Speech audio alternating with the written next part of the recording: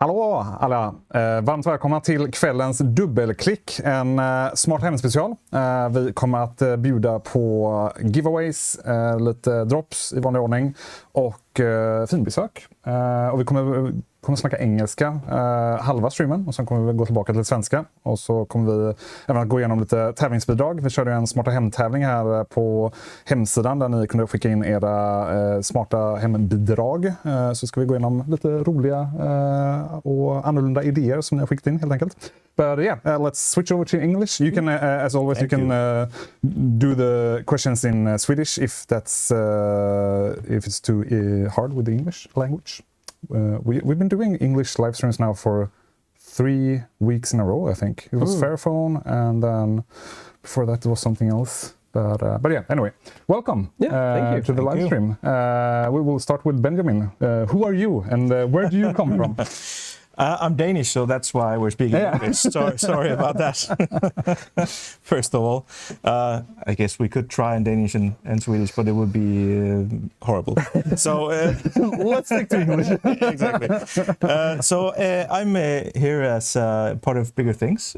Bigger Things is a distributor, and we represent a lot of smart home brands in the Nordics. Yeah. So I'm here to present, some of the brands at least that we have, some of the products that are a bit new, and some of the products I find very interesting. Yeah. And then hopefully, the viewers will find them interesting as well. Yeah, hopefully. Now, it's kind of interesting. Like, we were doing this live stream exactly 1 year ago. Yeah. So now you're back again. Yeah. I think it was actually the same, like the last Thursday in April as well. So really matched like 1 year now. Yeah, so, that's good. Maybe we'll do better this time. Let's see. No, it was great. Maybe it's when a Swedish person to be replaced. So I replaced a Danish person from last year. It's actually true. Yeah. So next year I'll be replaced by a Swede. That's what you're saying. Yeah, exactly. Exactly. We'll see about that. Which brings me to Patrick. Welcome. Yeah, hello. First time on an iNet live stream. Yes, actually. Yeah.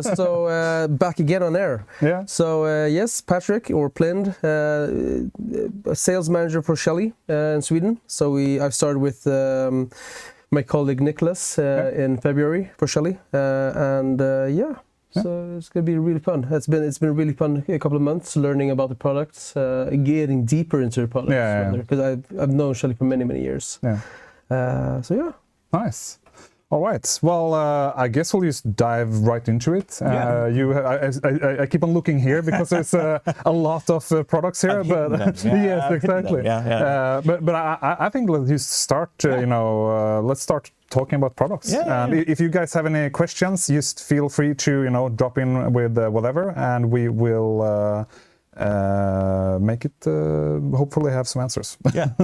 And I think the discussions that we've had also before this, but also the competition I know you've been doing is about use cases, right? Yeah, exactly. So I think I'll try and focus a bit on, use cases, and if people have questions for also like that, the products I show, what kind of use case would it make sense, or could I use this for that, or just go ahead and ask, and I'll do my best. Yeah, for sure. I think that's that's the thing with smart home in general. Like, you have so much products, it's almost overwhelming, and then you're like, where the hell do I even start? But yeah, so it's going to be really interesting later on when we go through a bit of the competition. There's a little bit of, I like that a lot, because everybody can be inspired by others of what they're doing with the same sensors. And you can really think about, that's a good idea. Exactly. Yeah, for sure. That's a good idea. So where to start, essentially? Well, one of the most important things for smart home, I think, is to pick a good platform to work from, right? And one of the brands that we do carry is Homey. And if you guys don't know Homey, it's a Dutch company that only works within building controllers for smart home. Right. So what they essentially are doing is being, they're making it possible to work across platforms.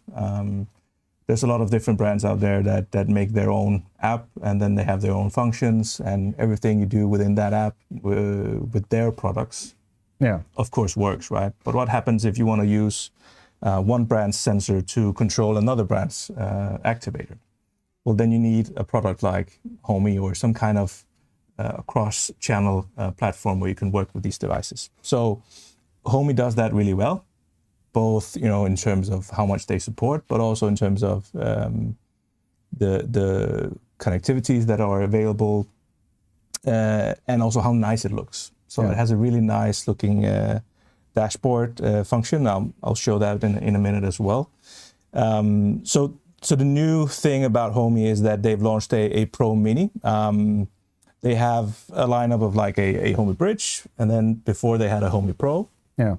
And now there's something in between, like it's called a Pro Mini. All right. Yeah. And essentially the differences are that the big one also has, like, for example, C-Wave support. It has more functions, but this actually carry the main functions of what most people would need. Yeah, exactly. Yeah. Exactly. So it's a bit smaller and a bit cheaper as well, but they'll still have like Thread, Zigbee support, Matter support. Yeah, the basics. Exactly, and yeah, works really well for most people. It will do everything they need. I think they say it can run at least 20, 30 apps. So there's apps in this platform as well, where you can connect to the different brands. Yeah. If you need more than that, like more than 30 brands connected to, or more than 30 apps connected to your Homey, then you need to go for the Homey Pro. Okay. It has more memory and stuff like that, right? Yeah, makes sense. Yeah. So that one's really cool. I'm going to show the dashboard in a minute, but they also have a really cool small dongle here. It's called the energy dongle, and especially in times like these where the energy prices, are quite steep. Yeah. It is interesting to find out if there's places in your house where you could actually save money on your electricity bill. Definitely. Yeah. So this is a very simple device. It's Wi-Fi enabled. You plug it into your electricity meter in your house, and open your Homey app, and then you'll have all the live data from your meter, so you can see the live usage and also the energy prices. But let me jump into the app, because then it will be a bit more clear. Let's see if this works then. Yeah, well, hopefully it will work. Let's see here. We were doing the installation of this 30 minutes before we went live. So it's not super professional, but it's hopefully good enough. Live testing. Yes. So here we go. Okay. Hopefully our voices will still be. Yeah, I didn't check that. So we don't know if you're muted by now. I think it's fine. Yeah, it's all good. Good. I get a thumbs up from the control center. So perfect. I'll continue then. Yeah, perfect. So this is my house setup. I'm not going to go through everything here, but just to show you that, this is where I collect all the different devices that I have in my house. I've divided into the different rooms. And if I scroll over here quickly, you can, for example, see there's smoke alarms, there's radiator thermostats, there's window sensors, there's roller blinds, and all of these things are from different brands. Yeah. So that's the main thing here, like that I can get a lot of different brands to work together in one platform. Yeah. And for example, use a hue sensor to trigger something in my Sonos system. That's actually something that I was struggling with like 2 years ago, like before Home Assistant, even using Home Assistant, to be honest, because I think that's the main reason why Homey is a thing. It's like just easier. It's kind of like just works. That's my experience, because I did some testing at home, and it works very fine. And I must be honest that it has been quite some time before I used Home Assistant last, but when I tried it, Home Assistant was very complicated. It's a time-consuming thing. And so for my usage, Homey is much better because it's very simple. You might not be able to do as nerdy stuff as you can do in Home Assistant, but it's plenty for my usage, right? So here are the different devices. I could go into like a complete energy dashboard here of my electricity usage. For example, if I had solar panels or my EV charger connected, I could see the split here, what goes into what. what I produced. Speaking on the electricity, this isn't really made for apartment users. You could, I guess, if you had the right building, they maybe could do it. But when you're living in an apartment, all the big things that draw a lot of electricity are central, and it's not on your bill in that manner. Yeah. So sure, you can. If you would have it, I don't think you would get that much data that you could react to and do stuff with. While you're in a house, you can do more stuff with the data. You know that, okay, my warm water is always refilling at the most expensive time during the day. Then you can, as a homeowner, maybe delay that to in the middle of the night instead. So yes, it maybe isn't suitable as usable for apartment dwellers as house owners. True. Yeah, definitely. True. One of the other things that is quite nice is that you can do dashboards. And actually it's just been available now for Shelly wall displays as well. So you can have this shown on a wall display built into your wall. If you want some kind of central station where you want to monitor your smart home, right? Yeah. And this is very simple. It's with widgets, so you can put in anything you'd like. So in my case here, I have like an energy board where I can see the current users in the house. So right now it's quite sunny and I have solar panels. So right now I'm not using any power from the grid. That's why it says 0. And then I have the energy prices down below here. If I swipe over, I have like a living room set up. So what kind of music is on, if I want to turn on the lights, change colors.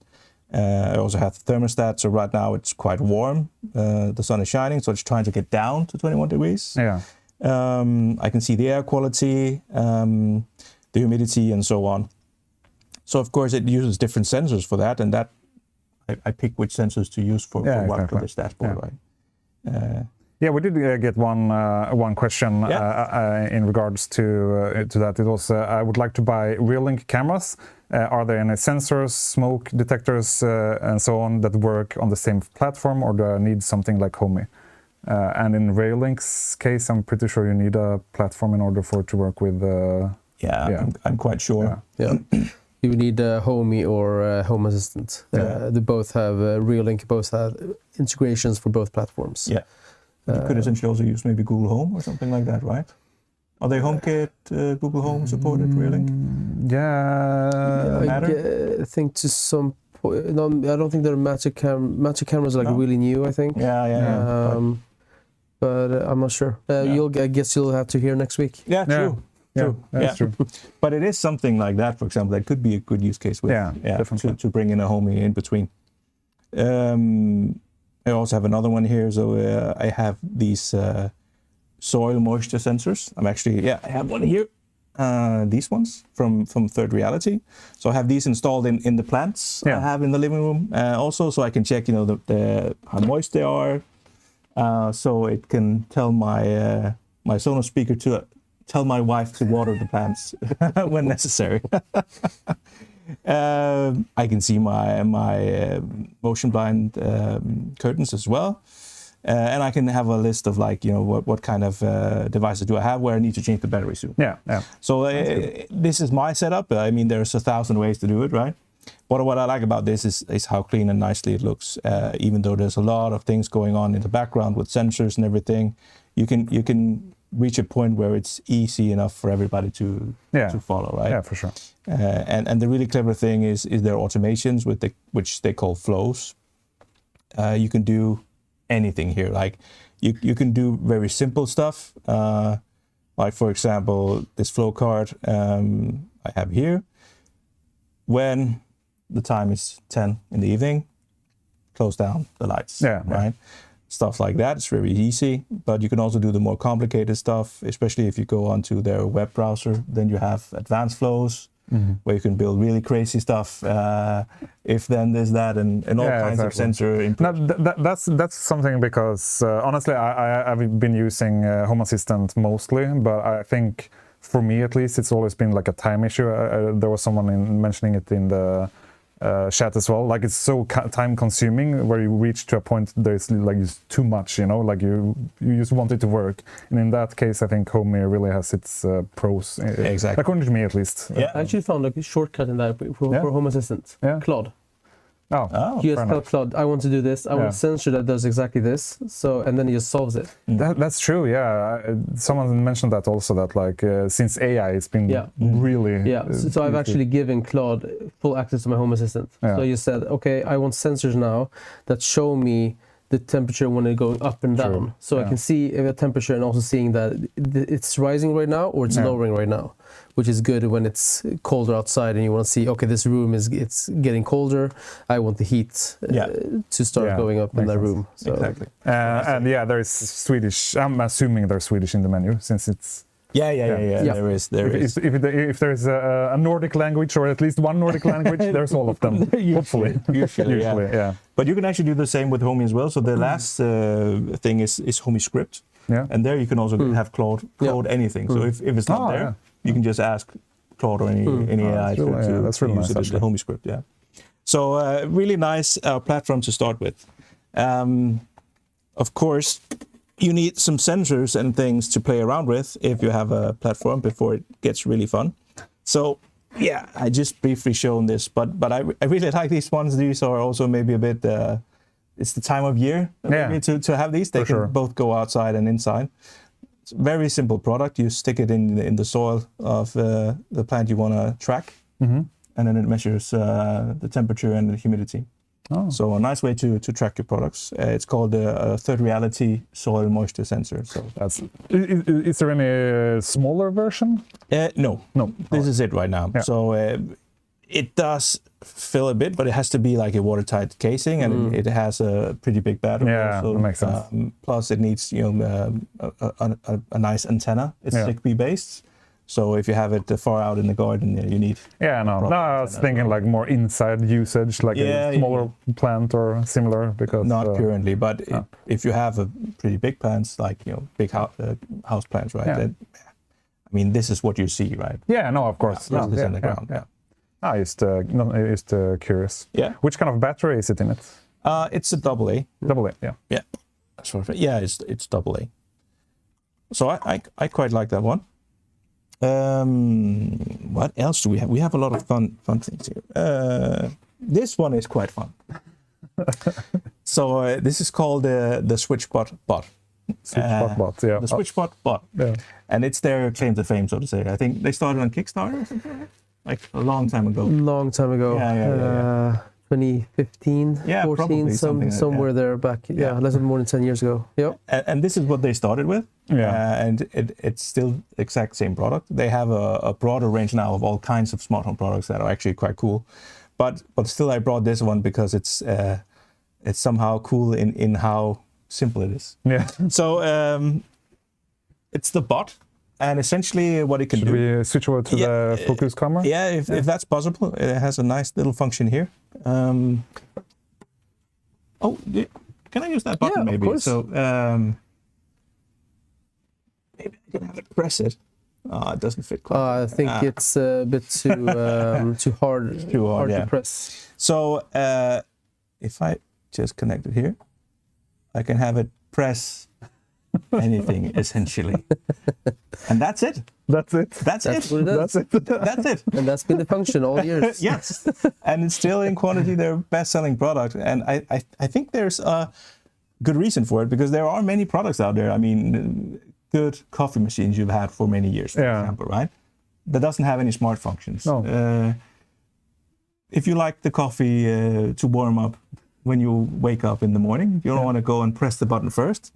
You just mount the SwitchBot bot with double-sided tape, and it can turn on your coffee machine, right? Like one of these functions where you have something that you want to automate, but you don't know how. It's actually true. Like I'll never thought about it, but it's so stupid in one way. I've known about it for many years, and I thought, oh, that's cool to have one. And then it's like, what am I going to use it for? because for the coffee example, you can have a smart plug also. Yeah, and they just turn if it's a Mocha Master, you turn it on, and then the plug turns on. Sure. But it might be something else, you want a setting on the coffee machine, or you want, there's a lot of different things. So you need like 4 of them. Exactly. So I want a strong coffee. Right, pressing it 4 times. But I mean, people must be using it for something, right? I guess. So many is buying. Do we have anyone in the chat? That would be fun to hear if there's anybody who's used it for something. Yeah, I would love to hear it. Yeah, but also a small funny product, at least, I think. Yeah, no, definitely. I love it. This one is also quite nice. So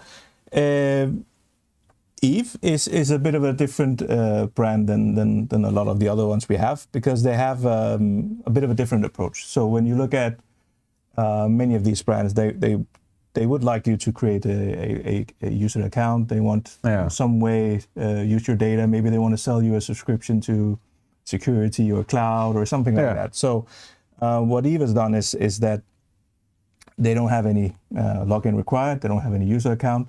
They don't have any cloud. Everything is 100% private, right? So when you buy an Eve device, you use it through the app. You can, of course, connect it through Thread and Matter to other platforms. But if you don't want to share your data with anybody, you can essentially just use it as it is. Yeah. And if you're near it, you can use the app to control it. And that's as simple as it is, right? So this is their Eve weather, and it's outdoor proof. So the idea is that you hang this outside, measures the temperature, the humidity, the barometric pressure, I think it's called in English. So you can kind of try and predict the weather a bit. And then you can see all the readings in the app. And what is quite nice with their products is also their design. I think it's quite Nordic. So this is aluminium finish and black, very sleek, very, very nice. So yeah. E-ink? Not e-ink, this one, no. Not e-ink. But that one is quite nice as well. We got a quick question in regards to the special offers that we're going to have this evening. And we're going to have them 18:30. So it's going to be in just 1 hour-ish. And you need to be logged in on the website, and then we'll have a special link dropped in the chat, and you just click on it, and that's where we're going to have all the stream drops, so to speak. So it's going to be super clear, and I'm going to go through it in Swedish as well before we do it. So no worries. But that's going to be like in 1 hour, 1 hour and 10 minutes. Cool. Yes. I think it's going to be a deal on this one as well, as far as I remember. Yeah, I actually don't remember. I think we have that product that you're having right now. That one we have on deal later on. Then I'll show that one. Yeah, that's perfect. That's a perfect segue. We actually talked about smart locks the last time I was here as well. Yeah. I presented some from other brands. But since then, Nuki has... It's so funny because I remember us talking about Nuki. Yeah. And back then you were like, it's okay, it's good. The Nordics they are coming, not now, but it's like soon. Or you said it more legally, but they might come. Have to be careful what I say. Yeah. Now they're here. Yeah, now they're here. And what we've been waiting for was a Nordic version, simply. Yeah. So we have a bit of different doors in the Nordics compared to the rest of Europe. So to fit it, they had to make a special version with a special fitting. Yeah. So it was launched, I think, in August, September, or something like that last year. So it's quite new. That is in the Nordics. Nuki as a brand is also very focused on being European. So it's manufactured in the EU, it's designed in the EU, which some customers find really, really nice that for sure. no data leaves EU. It's built in really, really nice materials. It's, again, with this is stainless steel, I think. Built-in batteries, really nice motors. Like, everything is premium. Yeah. Pricing is also a bit of premium, but this is for the customers that really want something that looks and feels nice. Yeah, definitely. And also has the most silent motor on any of these door locks. I just want to say, can I hear it? Sure. Okay. Yeah. And this is fast mode, so you can slow it down if you don't. If you that was really fast. I was like, okay. Yeah. So it's a really powerful, and also it's a magnetic motor, so brushless motor. Right. So it can almost be super quiet if you don't want to hear it, but then it's slightly slower. Yeah. Does it work with a 360 cylinder? Is one of the questions. 360 cylinder. Not sure exactly what that is, but I know that Sebastian on your website have posted like images of what exact doors and cylinders it fits. Okay, yeah. So have a look in there how it looks. It is a Nordic lock, but there are actually a lot of different types of locks in the Nordics. Yeah. I think it covers like 98% or something, but there might be unique cases out there where it doesn't fit, and also some use European doors. So in that case, you would need a cylinder actually to replace it. So it's a different version. So you only change the thumb turn on this one, but if you have a lock on with the key, will it go on top of the key, or do you swap the whole mechanism out? So here you can see how it works. Like this is the key part outside. I hope the viewers can see it as well, right? So this is exactly as it was before outside. On the inside, some people have a thumb, and some people have like the cylinder inside as well. Exactly. So that has been removed to fit the lock inside. In some cases, the cylinder goes through, so it's not in two parts, and that's typically a EU cylinder. In that case, you need to replace the whole cylinder to fit to the lock. Yeah. But in most cases in the Nordics, it will look something like this, where you have the outside part as one part, and then you can mount this into the inside, right? And I think I can quickly dismount it here and show it. So this is how it looks like on the inside. This is just an adapter that is screwed in the existing screws. So it's like a maximum 5-minute install if you haven't tried it before. Yeah, it's really fast and simple. So it's nothing to be worried about. And then it's paired with their new keypad, which is on the outside here.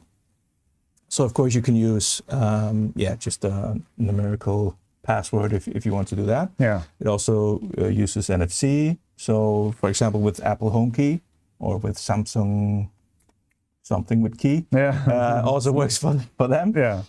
You can just hold your phone up and you have like a digital key. All right. Yeah, that's good. So it just opens up if it recognizes you. Yeah. And it can use fingerprint as well. Oh, so it has Apple Home Key. Yes. That's very nice. Yeah. Because for the viewers that don't know about Apple Home Key, it's like the best thing since sliced bread for iPhone users. Because your phone is the key. The NFC that it emits, I don't know. Is basically the key. So if your phone is out of battery, you can still unlock the door, and your Apple Watch also works as a key. Exactly. So it's a very, very nice. Yeah, that's actually really nice. It is really nice. Yeah. That's cool. Someone in the chat also confirming it took 5 minutes to install it's super easy. It's a super easy install. Yeah. And really nice design, and also the battery that is built in. I think it's at least 6 months, up to 1 year of usage. Yeah. And when you need to charge it, again, I mean, every little thing has been been made premium, right? So also the charger is magnetic, so you just hold it up and now it's connected, right? And then it's USB-C, so then you charge it. So it's that's really good actually. Yeah. That is actually because I used Dynalock for many years, and that's also something I really appreciated that you. That's actually one of my questions. How does it work from the inside? If you want to lock or unlock from the inside, so is it like a physical thing or is it just the button? Just turn it. You can do both. Okay. So either you just turn it. And you unlock it. Because that's something that was a bit unclear in the pictures, because that's something I really like with the Dynalock, because I don't know, let's say everything fucking fails, there's a fire, you really want that physical no, but like I don't know, so that's fuck, I didn't know that. We should put that on the product page, really, because I think that's something that because I wanted to also do this for our common room home association. We're like a föreningslokal, and it's part of the skyddsrum, like a shelter. So we really need to follow all the regulations, and I think one of them is in order to have actually physical, and that's a good point as well. We did briefly talk about this the last time as well. But if you're concerned about, are you breaking any regulations? Right? This doesn't change anything to your locking system. All right. So there's no change towards insurance companies, that. No worries about that, because you actually just have a intelligent Thumb turn. Yeah. That's it. That's it. You don't change anything No. inside the Oh, lock. that's really cool, actually. So no worries there as well. And it does feature, it can integrate with Homey, Home Assistant, Samsung Smart Things, with Google Home, you name it. Has Thread and Matter, but also Wi-Fi built in. Yeah. So compared to your Dana lock where you need a bridge first to connect it, here it's Wi-Fi directly. It's Wi-Fi directly, yeah. Also a nice feature, integrates with the platforms like Airbnb. If you want to rent out your house, it automatically creates a PIN for the user that only works in the time window they've rented your your place. So there's so many nice things, and of course a lot of other locks can do some of the same. Yeah. But this is just like if you really want to go for the nicest one out there, the premium one, then it's Nuki. Yeah. And they've been doing locks for many years. That's their main thing. Can I actually? Sure. I feel it. yeah. This is so nice. Now we did get another one. Can you open? We're gonna do a little switch. Switch. Can you open from outside using the physical key when the battery is dead? Yes. Yes. There's no change on the outside. Yeah. So here you can turn it. Because it's a little bit hard to see. And if you go on the outside, their keys are in. Yeah. So you can essentially just open there if you want to instead. Yeah. No, it's really, I really like this one because that's something, I don't want to speak badly about the Danalock, but it's like... speak badly about it. We do also sell Danalock. So. No, but I don't know, it's to be fair, it worked very well and it has been like a long battery life, but it's also been some hassles with it. Yeah. Especially with the, I would say the apps and similar has been software. The software. But, this is where Nuki is really strong. So I heard as well, because that's what we were talking about, because I remember clearly 1 year ago when I was looking on different alternatives, and that was one of the things, and I basically Googled and I found out Nuki, and that was like really, you're fiddling around now? Oh, the sound. Sound test. Sorry, I'll be quiet.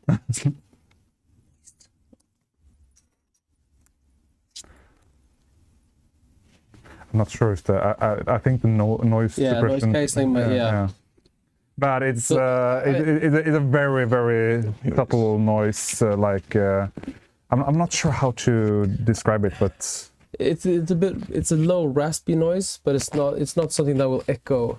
I've tried many locks on the market, and this one is probably the most silent one I've tried. That is not a full Yay lock. That just goes click. Yeah. Try again, because I've just put it down to gentle.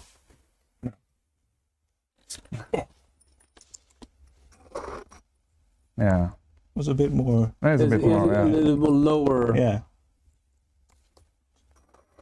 And then we can go up to full speed. You want to do that as well? Let's go. Let's see. You're going to change it here. Locking speed, insane. 1 second, saving, go.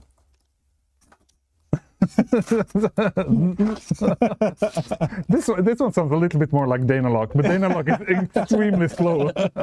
It's really like, and it has so much problems with my lock because my lock is like super hard to turn. Oh yeah, like super hard. Okay.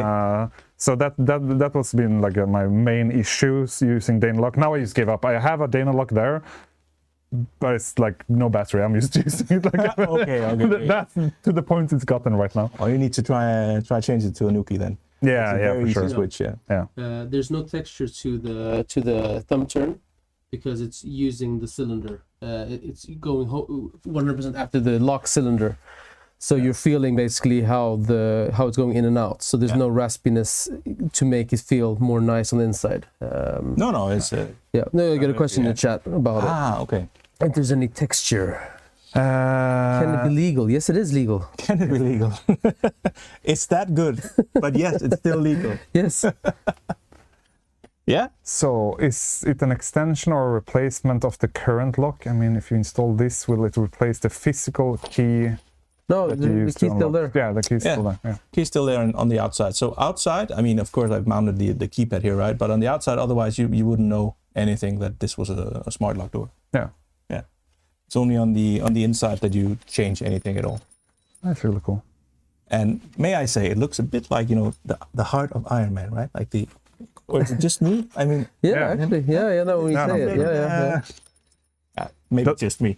Does it work without a keypad? I prefer that nothing's visible. Yeah. The keypad is an accessory if you want it, but you don't need it. And there's different functions that are based on your presence being there. So if you want to, you can turn it on, and just by your phone being near the lock, it will unlock. And when you leave, it will lock. And we will have this on drop later on. So just putting it out there, that will be in 1 hour. Another was, does it have safety measurements installed against Bluetooth/Wi-Fi relay attacks if the phone works as a key? When you come to this part, like, the thief is not this intelligent. If the thief wants to get in, he'll break your freaking window. Exactly. He won't start hacking your door. That's like the basic.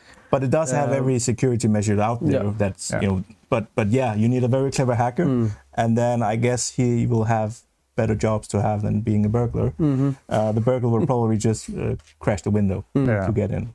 Yeah. That's actually a really good question. Is the LED ring RGB or is it just white? Good question. I've seen it being red as well. So there are multiple colors in there. Maybe it's also green. I'm getting more and more intrigued by this product. Let me know. RGB puke when you unlock the door. YWB. Not What? YWR. Exactly, the new standard. But important question, true. For sure. For door locks where you pull the handle up, I know that it probably can hold the lock for you to open. These locks usually have this feature, but if you need to like... That can be a bit of a... That's the nemesis to these locks, right? I have a door like that, but it's not a problem. The thing is that you need to pull up the handle for it to close the door, the hatchet, or so to say, right? Yeah. You don't need to be there standing holding the door. You have a SwitchBot that pushes it. It pushes it. My SwitchBot, no. Like 5 in a row. That's amazing. I built an extension to the button. There's a pulley that dropped the ball. And then, so you're the one that's making it sell so many. No, but you can't unlock it from a distance and then lock it without having somebody near. That's the only thing, right? So for example, if I want to unlock my house, I have maybe somebody coming home to me to fix something, right? A plumber or something. I can open up the door for them, they can go in, they can fix whatever, but I need to remind them, when you leave, please pull up the handle. And that's it. Right. But no, it can't pull up the handle itself. Does it have support for deliveries? Do they like AirMe or any kind of in-home delivery? Good questions. Do you have any of these that use it in Sweden? There was one that I'm not going to name because it was so bad. That had it. With PostNord, right? What? Yeah, they integrated rhyme with Blue, but they could even deliver food into your fridge. But then I know. I haven't heard of anybody who's active in Denmark. No, but I've heard. I think there's some companies that can have. I think it was Yale, maybe that had something. Yeah, but I think it's such a niche. Like it's not a big thing in the Nordics as it is in, let's say, America. But I have seen some of the, Who? Glue? Yeah, that's the ones that rhyme with blue. But I have seen a lot of things that they support, which could be some of the things we don't have in the Nordics. So I'm not sure. Not sure. Yeah, sure. We could do a competition right now. I'm not sure what we have so many different competitions. We'll wait a little bit with the competitions. There's too much. You've teased and then you. But there's too much. There is so much. We have so much stuff. I left some in the other studio now. I just remembered. So I'm gonna have to go in there and grab them. But yeah, cool. Then we'll sync something in between what we should do. So yeah, that was Nuki. Then you were so fond about RGB, so I thought maybe we can show a bit of RGB as well. It's important with RGB. Yeah. So this is a smart home without the RGB. Latest the smart home and greatest within. Oh my God, that's bright. Within LEDs or RGB as well. So this is a COB strip light. Right. And it's a pretty new technology to use, or not to use maybe, but to become in a broader consumer segment, right? Yeah. The is interesting part with Cobb is that it's a different way to print the LEDs, so they're not individually placed, Yeah. which means that actually per meter on a strip like this, there's more than 1,200 insane. LEDs. Yeah, you can actually see it here on the backside. Exactly. So Yeah. it's almost printed on. Yeah, it's insane. And I remember seeing something like this a couple of years ago, but then it was not looking this good. No.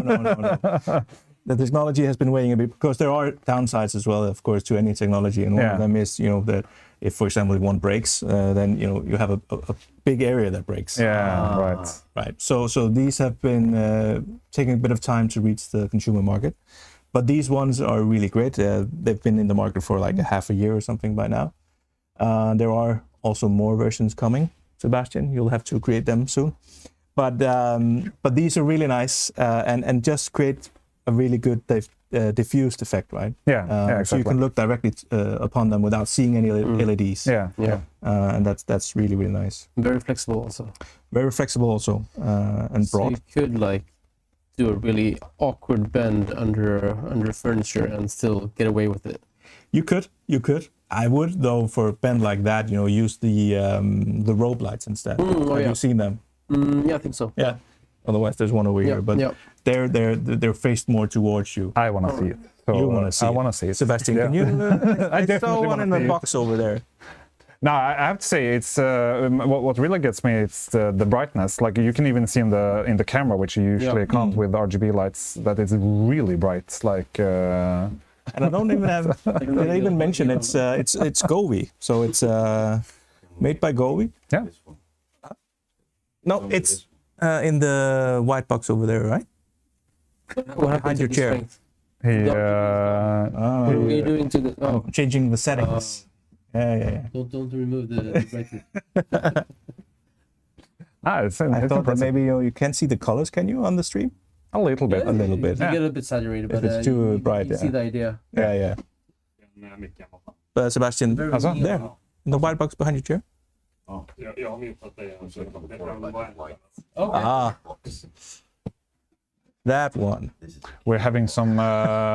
It's always my microphone. Yeah. Doesn't matter stream. Yeah. You know how it is. I'm so glad to have someone here with me that, that can feel the pain. And there's always someone, you just do this and it's gonna be like, you don't know the pain. Yeah. It doesn't matter how many times you sound check before. It always, when you go live, I swear to God. 100%. Well, So this is we'll work on that. And then we'll... the right. rope light, right? Yeah. So this is more intended for wall mount. Right? It's also diffused. It doesn't use the Cobb technology, so it's a bit less powerful, but also a lot cheaper. Okay. Yeah. And This one, it's insane. Like, this one is really fucking bright, honestly. Yeah. There's a lot of power on this one. I'm impressed because, again, you can definitely, I guess now it doesn't show as much because they look like they are as powerful, but this one is really powerful. Yeah, it's a much more light that comes out of that one. Yeah. For sure. But in the kit for this one, you get these mounts that are also fitted here, and they're just double-sided tape. And then in the app, you can select different shapes. If you want to make your own, you can do that as well. Yeah, we actually used it here before we switched the setup, so you can actually see the small little. Old mounts. Yeah. So these, I like these a lot, and also, I mean, you can do anything, right? If you have the fancy for it. So these are also quite cool. Yeah. But both products are from Govee, and they are Bluetooth and Wi-Fi enabled. So you don't need any hub or anything to work out of the box. Your microphone is broken as well? Or is No, I'm just in case Patrick If I need to speak. if you want to say something clever, Exactly. Like I always do. then you no need to. Never mind. So sorry. And I also brought. I'm not gonna put power to that one, but did you place it here? My example? your This one. TV backlight. Yeah. So what they also do is Placement. they have these TV backlight cameras. So either you can place a camera on the top of your TV, and then it will generate lights according to whatever happens on the TV. Yeah. Or you can use a box to synchronize it that uses HDMI. So this set is like a camera, a light strip behind your TV, and then 2 light bars that sit on each side of the TV, and you can use them as wall splashes as well. So I think there's going to be a drop on these ones as well. That's why I wanted to show it. Right. But Govee has some really, really cool products similar to these ones. Really high quality, actually, and at a very reasonable price. Yeah, compared to the other big giants with RGB lighting. Which it's a fraction of the price. Exactly. For total kits. And dare I say, in many cases, also brighter and better. But of course, there are things that they are lacking. But I think Govee has a lot of the fun lights. Like if you really want something that is nice in your house and looks good and generates a lot of colorful atmosphere. If you like RGB, then Govee If you like is nice. RGB, yeah, for sure. Exactly. Ludvig, jag tror annars så kan du koppla en ny... du har en... Okej. För de nytt så funkar det kopplat till samma. Det är det vi har bara byta och... Okej, testa. Om du vill. I'm going to remove risky. the snakes from the floor here. Yes, remove the snakes. The snake. We do have That him here was somewhere. Govee. Okay. What do I have more? Yeah, product like this, a smoke alarm. Smoke alarm, yeah.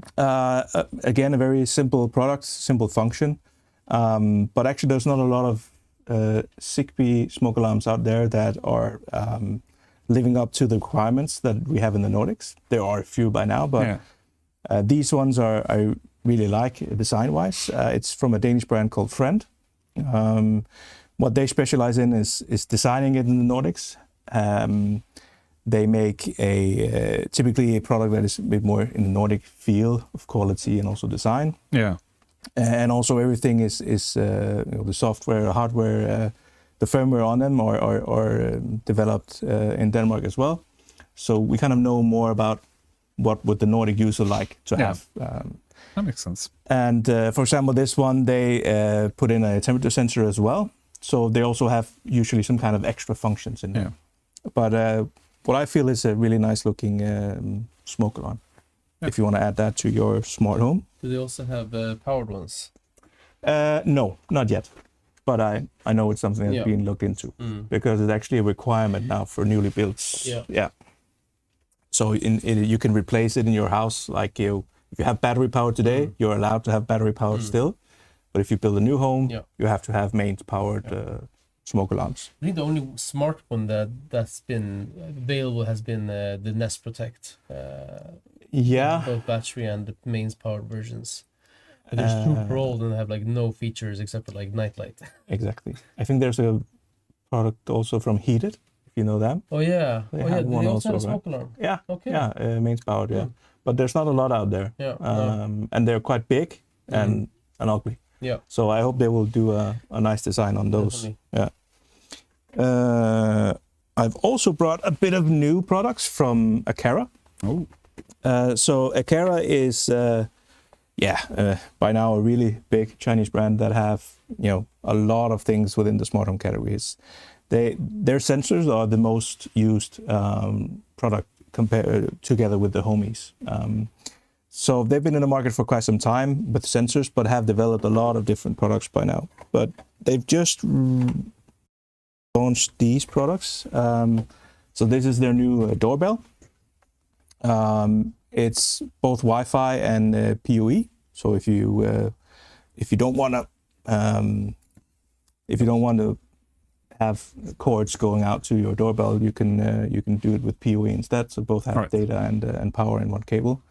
But also just use it as a simple Wi-Fi doorbell if you like. And this is the inside part, so the bell itself will make noise inside.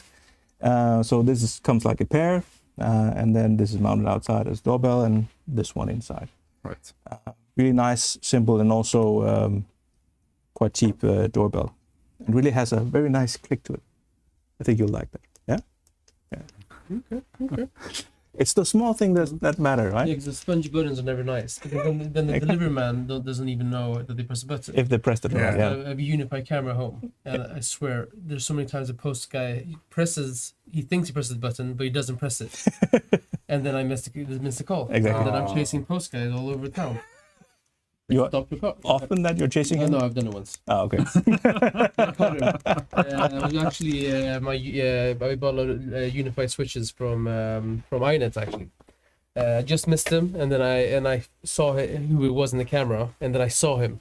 So I chased him down. I stopped my car in front of him, like, "You have a package to me." Like, "What?" "Yes, here, look, you got my package." So okay, cool, yeah, you'd have it now. And so he got it in the back of his car. He's like, so what is this? Like snooze? Like, no, it's switches. He was like totally dead. It's like the best thing ever. Is it meds or something like that? Something life-threatening? No, it is switches. No, snooze, he said. So tobacco. För min? Nej. Yeah. Yeah. And then they've also just launched this one, and what I really like, is when there's new products coming along, new technologies, new things that we haven't seen before. A quick question. I didn't notice it before, but Benjamin, I've had my Nuki for 5 months now, and it hasn't failed once, which is nice. How many devices can you connect to the app? Dare I say there's no limit, because I know they have a professional segment as well. So even if you have like hundreds of locks, they have an enterprise solution. So I don't think there's any limit. Yeah, there's no bridge, so there's no bridge, so it's just Wi-Fi connected. Yeah, shouldn't be any. Perfect. Yeah. Well, hopefully it's not that many. Well, maybe it's that many locks, and I'm pretty sure. Like a Vulin, it's just one more, I think. So Yeah. 2 should be fine. Yeah, no problem at all. I noticed also somebody saying they installed the presence sensor, the FP300. That's also a really, really nice product, and also a product that is, a growing, growing a lot. Like the presence sensor market is growing a lot. So that's also a new type of product coming along. Instead of having a motion sensor that looks towards motion in the room, a presence sensor is actually like a millimeter radar technology. Yeah. So it can sense you there just by your heart beating, essentially. So it's really, really clever, and much better at looking at if there's people in the room or not. Yeah. And the most unique thing with this is actually that it's battery driven. Exactly. So the FP300 is battery driven. Really nice product as well. So, but this one is their new P100 multi-state sensor. Doesn't really say a lot from the text, but it does, because it's in multiple use cases, right? Makes sense. So again, what we've been talking about with Smart Home, right? You really need to understand a use case for it. Yeah. Because this can censor a lot of things, but what is your use case for it? That's essentially the interesting part. So just in this little small device that is battery powered and has Thread and Zigbee, you have a gyroscope. So it can measure if it's tilted or if it's moved. It can measure, for example, if the window is closing. Normally you have a door window sensor, but there you have like a magnetic part, and the sensor only acts if the magnetic part is close to it, right? This will just sit on your window and can actually feel if the window is open or closed. It's also a vibration sensor, so If they break the window. If they break the window, it will also react. You can also use it in your mailbox to notify you if there's mail. Oh, right. It comes with a protective cover, so it can be used outside as well. It can be put on your garage door to see if it's up or down.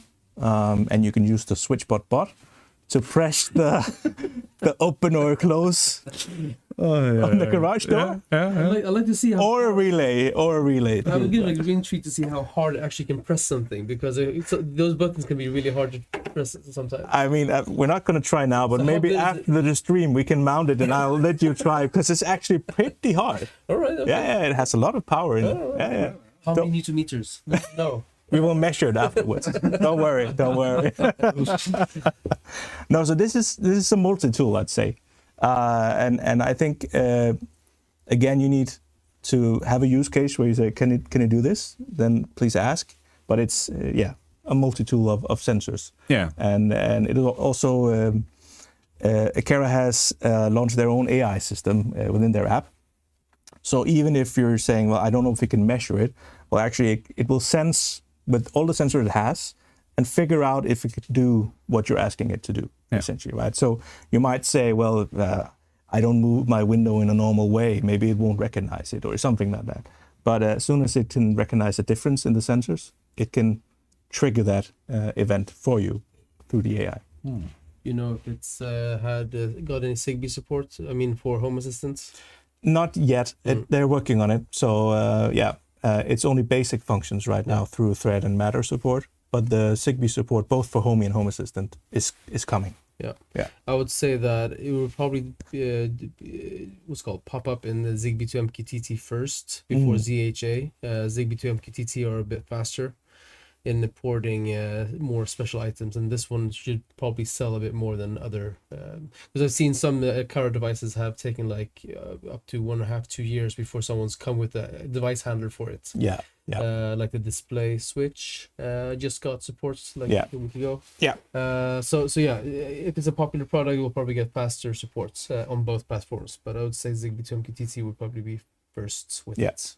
And I don't know if we need to explain this a bit, but the reason for these device handlers is that there are basic functions that that any device or any Zigbee device can tell to a controller like Homey. Hey, I'm a door window sensor. Hey, I'm whatever, right? Yeah. But these basic functions, of course, don't count anymore when you have unique functions for this product. So they need to make a handler that recognizes all the functions that exactly this product has, right, and integrate it within Homey. But in many cases, the brands work together with Homey and Home Assistant to do these things as soon as possible, right? Yeah. So I know they're working on this one. It will be out quite soon. That's nice. For sure. Since we did mention competitions, we might do. Should we do a competition for one of the Govee products? Yeah. Let's do that. Yeah. Which one? You decide. I decide. You decide. You can decide which one, whichever you want. Then let's do the cop strip, right? Yeah. Let's do the cop. Let's go join the ref. Should we do one or several? Maybe do. Should I do a kit? A kit? Yeah, sure. Yeah. Oh fuck yeah. Okay. Let's do a nice kit. Exactly. Be careful. So this is the cop strip light that we showed. Yeah. And then the set for the TV, the camera, light strip, and the light bars to go with it. Well, Thrillhouse, let's do the competition number 1, and this will be the Govee competition. Yeah. Nice. Just put it down here. I think that was also what I brought along, but I don't know if anybody has any questions for some of the products or any products that I didn't bring with me, maybe on some of the brands that I presented then. Yeah. So which brands do you work with? Yeah, sure. So let's just do a quick recap for everyone who's joined. We have a lot of brands. The main ones are Aqara, Homey, Govee, Shelly. Then we have Third Reality, we have SwitchBot, we have Eve. What have I forgotten? We have Friend, Nuki. Is that a full list, Sebastian? We think so. Motion blinds, but you don't have them here. But Eve, did you mention? I mentioned Eve. You don't have motion blinds. He took it down. He can't sell it, he says. I have so many motion blinds at home. Me too. Yeah. But yeah. Shameful watching from here. I love it. We also have a brand called Osu, but you don't carry that either. That's surveillance cameras. But yeah, so we have a very broad range of products. That's actually something that we could look into. We did have, so as you guys know, we did have a competition going on iNet website. We also did a poll to see which system you use. So if you haven't voted already, please do. It's nice for us to know what you are using out there in order for us to see what kind of products that we should bring in. Can only be 4% Homey, can it? That must be a mistake. It's probably a mistake. You need to correct that. It's gonna be after this live stream. It's gonna be at least 5. I hope so. And if there's anybody in the chat as well that have any questions for Homey, I see also there's a guy from Homey in the chat, Abe. So, yeah, any questions, he can answer them for That's sure. perfect. Yeah. Regarding the Gobi TV lights, I think the difference there is that, I mean, the HDMI box is the best solution because it's the most intrusive one. But the camera version is probably the cheaper version because, and it's most intrusive because then you have a camera or 2 cameras on top of your television with a fisheye lens catching what's on your display. Basically. Yeah. So. But I'd also say, it depends on how you use your TV because I don't use the apps on my TV. I only use my Apple Home, not Apple Home, the Apple TV, right? And in that case, of course, I can pull the HDMI through my HDMI box and have the lights synchronized. But if you use the apps on the TV only, you're a boomer. if you're a boomer, then you need a camera, right? Yeah, of course. So anything can be synced if you have the camera. Or even what, like normal television. Normal television can be synced. Anything that you have that doesn't go through the box can be synced. So. Okay, so depending on use case, basically. Yeah, it's been depending on use case. Yeah, I think so too. So I think, yes, the HDMI box might be a bit better to synchronize. I guess. More input. But I also think it's, maybe it's been fixed now, but I do recall that if you game a lot and you want like the highest refresh rate, that could be a problem with, maybe it's the older gen, or also the input lag and stuff like that. And in that case, you definitely want like the camera. That's another thing, right? Every time the TVs are improved in the quality, then they need to create a new version that can support that, right? But right now it supports 8K up to 144 hertz. Okay. So I mean, it will support the majority by far. But I remember some time ago there was a 2.0 version, then they had to create a 2.1 HDMI version. So there will be upgrades like that necessary. Yeah. But again, with the camera, you don't really have that. But you have other maybe disadvantages, but it is a lot cheaper as well with the camera. I'm using the camera version of Govi, but the input lag is well. With the camera version, there should be none input lag. No, only I guess if there's something through now. Because then it's not going through the H. I'm talking like gaming, like with the controller. So then it should be nothing. I have a Homey Pro 2026 that disconnects time from my home network. I don't know why, but I guess it's due to my router uses 2.4 gigahertz and 5 gigahertz. Could this be the problem, or do you know why this is? I guess on some kind of some routers, they're even in our products, they're sensitive to some kind of routers that have a combined network. So then it's better to split them out. So you have a dedicated 2.4 gigahertz network and one 5 gigahertz network. That could solve the issue. But I would say that's very router based. For me at home with Unify, everything just works. Yeah. So buy Unify. And I don't have any issues as well with Google Home. It also automatically switches between 2.4 and 5 gigahertz. So I don't necessarily think that's the issue there. But I have heard about this before with Homey Pros that disconnects time to time, and it's usually a thing with their own home network. It's not a I can definitely say that it's the same, because I also recently switched to Unify, and then since then I had no problems with my smart home products, even though it's the same network. Yeah, it uses Google Home. Okay. But I have that as well, so that works. Yeah. So that's a bit strange. In regards to the competition, I think we'll draw the winners in 2 minutes. So Backman, in 2 minutes you can pull the Gleam export, and then we'll do some Wheel of Fortune. Yes. Also make sure that if you're using a mesh network, the Homey is pinned to a single AP or uses the Ethernet adapter. Yeah, that makes sense.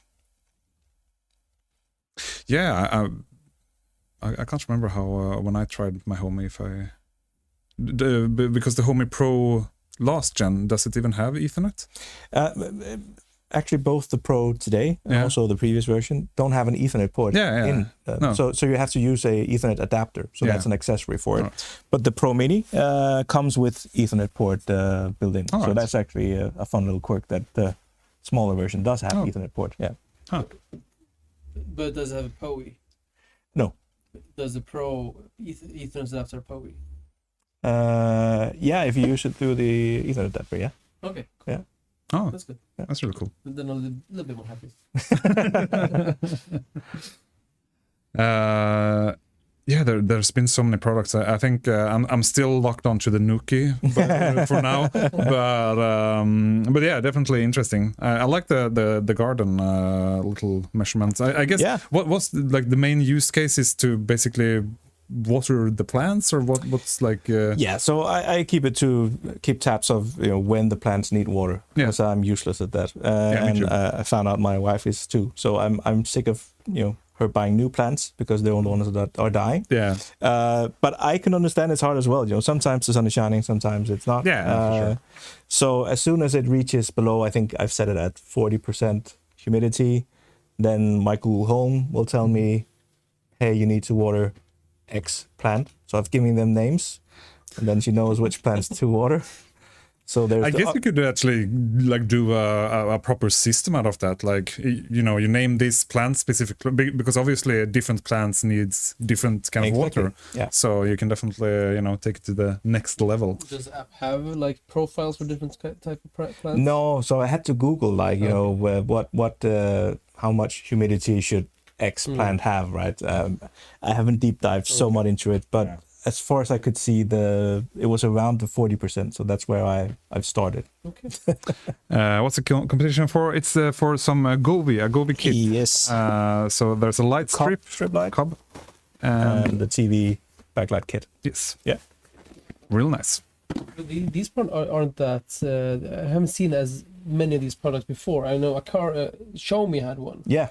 But I think the problem with them is that they corroded quite fast. So it's nice that they've come with a solution that you can have impermanently and doesn't get eaten up. I've had them for quite some time. I have no issues so far. So I think they're quite good. Yeah. And I think that's the first version actually had no plastics up here. Mm-hmm. And then it said, don't cover this part. Now they've put plastic there, so to keep people from covering it. Yeah. And I think that's part of the reason why maybe some of the older ones corroded, that there needs some kind of separation between the ground and the mechanics. Right, yeah, makes sense. Link to the product. Yeah, we'll definitely, I can actually, do we have it in the Smart Home campaign right now? I think I saw some. No, I think we have the 3-pack. Yeah, or do we still have it? Yeah, you should have. Oh yeah, here we go. Yeah.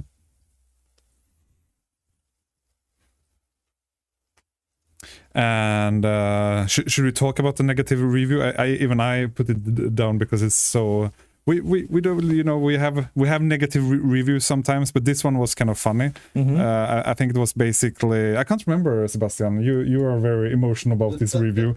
Tell us. I just hear laughing in the background. But I think basically he was not satisfied because he needed to use a hub. Yeah, he was not satisfied because he needs a hub. Yeah, and it's mentioned like retake. Yeah, well, so basically that's why the reviews looks as they do. So you could have bought 40 stupid ones for the same price, but he bought the smart ones. Okay. Yeah. But it is, they have a hub. Do you have the hub created, the Third Reality hub? Yeah. Yeah, okay. So they have their own hub as well. Oh, really? But they also work directly with Homey or Home Assistant. So you don't need to have other hubs. Yeah. How long will the stream go on? We're not sure, but I think we kind of have a hard deadline at 8. So I guess somewhere around there. It's going to be a long live stream, I think, because we do have... so much to talk about. There is so much to talk about, exactly. So yeah, it's we'll see, and there's a lot of competition. Speaking of competitions, do we have the wheel? Is it ready? We're ready. We are ready. Well, let's do the wheel then. I think we'll do the classic cat wheel. Whose cat is that? It's mine. Oh, yeah. cute. 10-minute version. Yes, this is the 10-minute version. I'm not sure which one Bachman put us up to, but probably, yeah, we'll see. This is for the rest of the life. Yeah, we'll just watch the wheel for the rest of. It's rather nice. I think that's the original idea why I wanted my own wheel, because I wanted to have like a 4-hour wheel. Like that's literally just the stream. yeah. Like it's just gonna, we're gonna start the competition. The competition is gonna be like 5 minutes, and then it's just gonna be a wheel.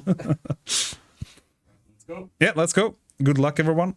So this is the Govee kit with the light strip and backlight for the TV. Smart. You can combine it with a robotic lawnmower. I've been speaking with my colleague about the robotic lawnmowers, and there's so few out there with open APIs. They're all locked down to their own ecosystem. So it makes it hard to integrate unless they have like Matter support, so you can at least like press go. Yeah. Oh, there we go. MCGL. Congratulations. You will get an email next week, because tomorrow is bank holiday. So we will definitely not work then. So congratulations. Yeah, congratulations. Nice. So close. So close. Also, you guys forgot the best use case for these robotic lawnmowers. And there it disappeared. If it should go out, if it's too moist. Ah, right, yeah. So you keep it in a while. Yeah. I guess some of them have rain sensors. But but if it doesn't, you also have like ideal conditions when to cut the grass and stuff. Yeah. Okay. Yeah. So. Of course. Yeah. Sorry. No, it was this competition. You don't need to be in the Discord in order to be in the competition. You only need to register on Gleam, and that's it. It also registers temperature, of course. So it could also be like a, what's it called? An uthus in Swedish. But yeah, like a garden house, something like that, where you have plants, right? Shed. So if you want to make sure, that it's the right temperature, maybe the window needs to be opened at a certain temperature or whatever, there is a temperature for each plant that you have as well. Maybe it's standing too warm in that part of the house, or you need to move it to a colder place, or so I guess greenhouse. Sure. Yeah. Växthus. Yeah. All right. Well, if we don't have any more questions, sure, there might come questions during the evening, but then I think we could move on a little bit to Shelly for 20 minutes before we do drop a break and then continue with some more Shelly, probably. Yeah. Sure. Ludwig, do you think we can maybe connect one of the other microphones that's standing on the table that are... Yeah, we'll see. Maybe it's a bit risky doing it live, but we'll see. I'll clear the table. Otherwise, I'll just hold it. It's fine. But yeah, a lot of I'm definitely gonna look into Nuki more. I think that was the biggest thing. That was like the biggest thing for you. Yeah, no, because I've had my eyes on it for 1 year, and for some reason I've never, gone down to the store and just like tried it. but yeah, now I know. You have a special thing for locks. Yeah, locks. You always write to me about the locks. Yeah, I do. Yeah. So many discussions about the Dana locks. Yeah, it's true. When we stopped selling the Dana locks, you were like, "Why? Wait a minute." Where's Dana lock? Okay, I have a thing for locks. And then when I have one, I don't even use it. So that's amazing. If we still have Abe on the stream from Homey, I just want to mention, there's a guy mentioning here that Luba or like Momotion robot lawnmowers, they are quite cool. So he should fix an integration for Homey. That would be nice. Oh, yeah. Speaking of lawnmowers with no integrations, By the way, for Nuki, is there a good way to integrate NFC with Android plus Home Assistant? Samsung Keys requires smart things. That's a good question. We'll look into it, I guess. Yeah, I think that's one of those questions. Yeah. I guess with Tasker, if you have Android, you can have Tasker and you can activate on the NFC and then do a task in Home Assistant to open the door. Maybe just do geofencing. Works really well. Mm. So Yeah, but if you want the NFC part, yeah, We'll look I into can it. figure out if I And can't see his name, but yeah. write me an email. And Ghost I'll figure it out. PSI. Ghost PSI, write to me and I'll forward it. Yeah. And Homey answers that they are on it in regards to the Luba. Thank you, Abi. So that's perfect.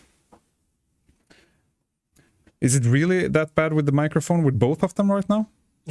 Both of them were. Pretty bad? Well, we could. The green one was the best one actually. So that one was the worst. Okay, no, but let's try the green one, but without the Lavier, just to because my arm. have you seen these? They are the smallest little spaghetti arms in the world. It's the curse of my family, apparently. But yeah, Nuki now supports Aliro on the new Keypad 2 Pro, which should also work with the Apple Wallet and Google Wallet and more. Oh, okay. Guess I'll figure it out if I manage to snatch one. Right, it will be on the... will it be restricted on how many we're going to sell with the Nuki? let Benjamin answer that. Yeah, it will. But Yes, it will. Pieces. Nej, men jag tänkte att vi kan ta bort den här helt och hållet. Ja. Ja, jag kan lösa det. Eller du. Jag tror du kan lösa det också. Du vet hur man skruvar. Inmolt, okej. Ska man ligga Nej, men du kan se bara fast den. Had the U200 fail on me quite loud. Bad loop that yanks it. Yeah, that's the Aqara lock. Actually, the one I presented last year. It is a bit louder, but it also it's a completely different price as well. Yeah, I think actually quite well worth the price you pay. But yeah, I mean, paying more money also makes it possible to use nicer engines, nicer materials. Yeah, of course. And that's why Nuki is priced at a different price level. It's as simple as that. Makes sense. Nice. All right. Shelly. Yeah. So we're Tell us everything. I'll tell you everything. So what is Shelly? Shelly, we started out with basically making relays. So our first product was the Shelly 1. It's this blue module. Let's try to open it without removing. I got a little backpack on it, but we'll ignore that for now. So we started out with these small modules. It's a basic on and off module that you can control your lights. You place it behind your wall switch at home and turn on the lights basically. It also has dry contact, so it means that you can, without using electricity, you can press a button basically. So it can be made automations where you want to control something without using putting what's called live electricity on it.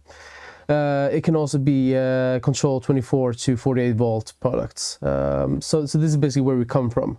And since then, we've expanded to a lot of more products. If you search for Shelly at Inet, for example, you'll see that we have like loads of products with different colors and everything. So we actually have a system behind this. To keep it simple, we have these colors. So blue is what I just explained. We actually had a PDF. I was just about to I can talk over. And then the last one.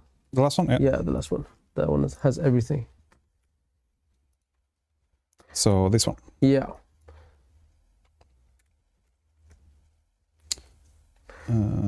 Something like this. So yeah, so that was the blue one. Then we also have the red ones, and they come with power measuring instead. They don't have the dry contact, but they do then instead have the power monitoring. The black ones, they're the same, but with 2 channels, and they come in different forms and sizes also. And these can also be converted into being used as roller shutter blinds, as they have 2 channels, so you can turn on the channel, one channel to turn the blinds down and one channel to turn the blinds up. And since it's power measuring, it knows when the blinds have stopped. Yeah, right. Yeah. So it's like a double feature. Some competitors to us, they have a special product just for blinds. Ours can be combined. Then we have the green products. So dimmers. Dimmers are basically the most popular in Sweden. You want them everywhere. Yellow are for RGB strips, 12 and 24 volts. I've actually, as I have like infinity of these at home, I cut off my Philips Hue strips and rewired them to my Shellys. But as they are RGB WW, I've had to use the Pro version. Right. But it works quite well. And just how come, like, so what's the idea of, you know, like, okay, you wanna, okay, in your case, you wanna, you know, break your Philips Hue, but used to try, obviously, but like in a real case, in a like, real why? case, of course.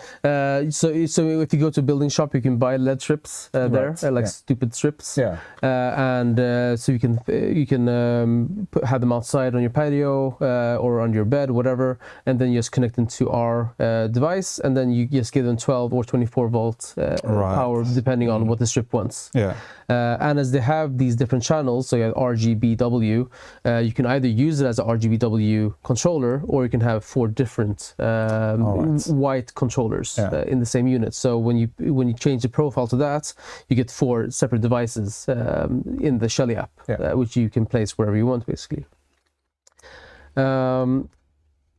Let's see, did we get any questions? Blackage actually multi-channel devices.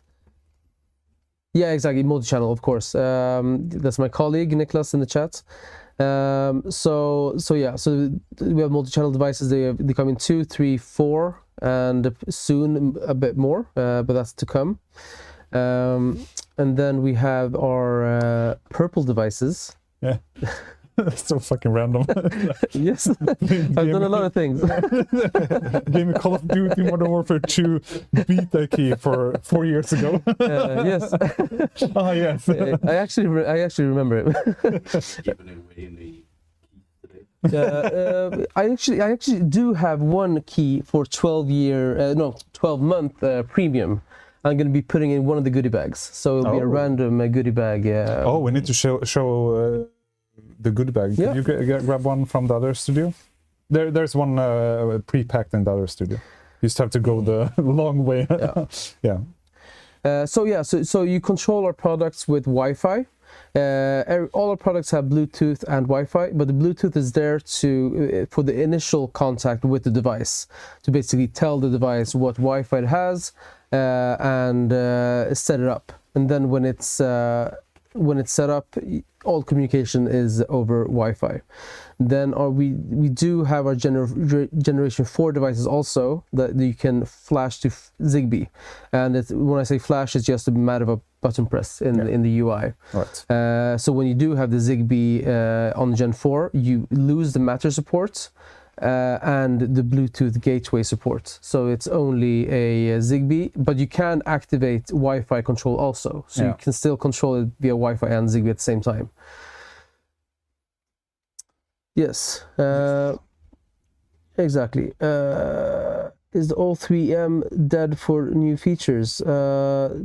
No, I mean we have a big beta that we released now. And I think we're refreshing the 3Ms with the Gen 4 devices, but that's mostly for Zigbee support.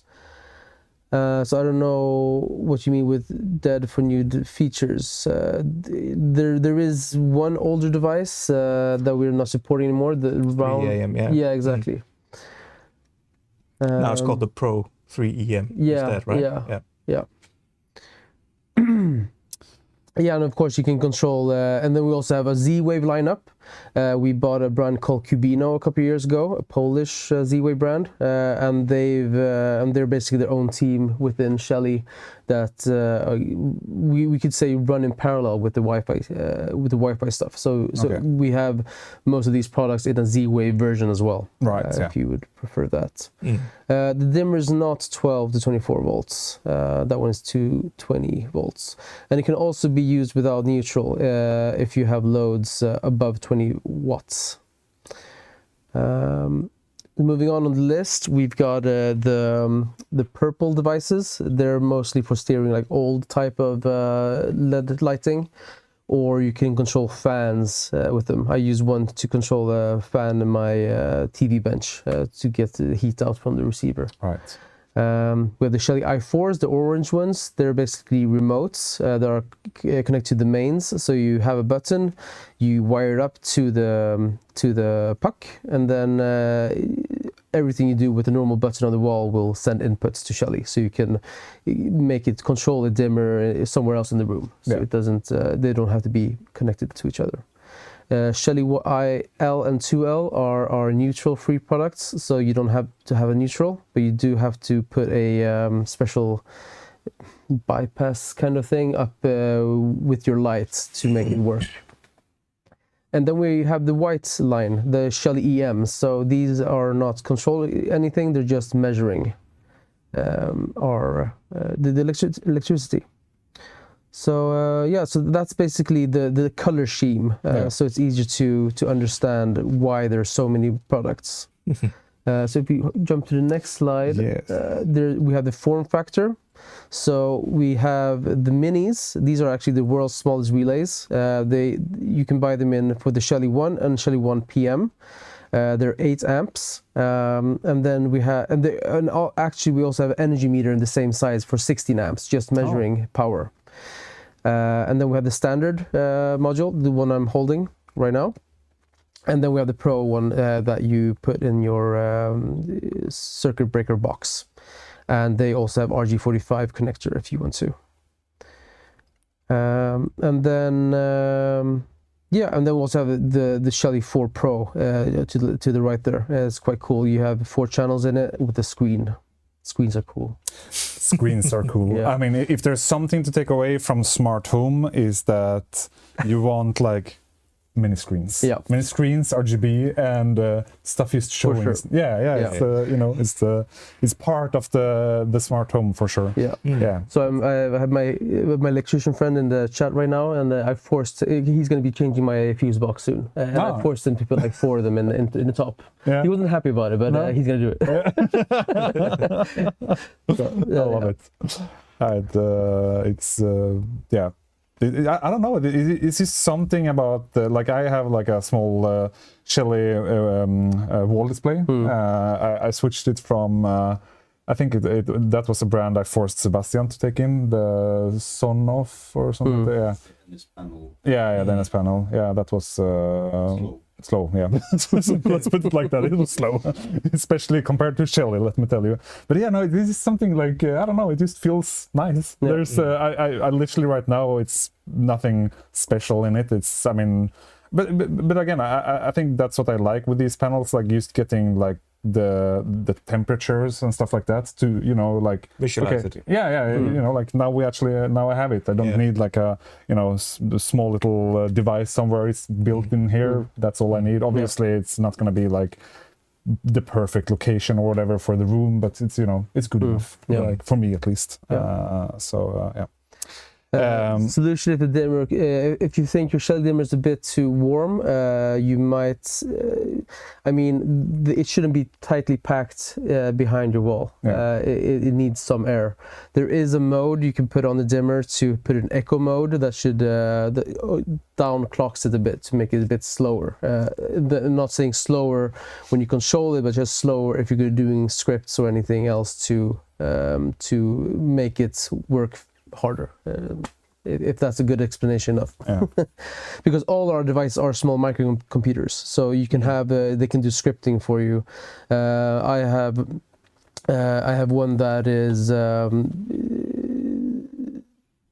what's called creates a virtual device to show electricity price So they're very versatile products. Yeah, and there's a web server included also in all of them. So exactly. Yeah, just connect it to Wi-Fi and go to the IP address. Yeah. And then you have your web server to control everything. Exactly. Yeah. So we do have our cloud on top of everything, and when you open the app, it feels like what's called, it's very everything is up in the cloud, but everything is actually local, and you can access every device through their local IP address, and you can keep all communications 100% local between devices, or directly to Home Assistant if you want to. So you don't have to send anything up to the cloud unless you want to.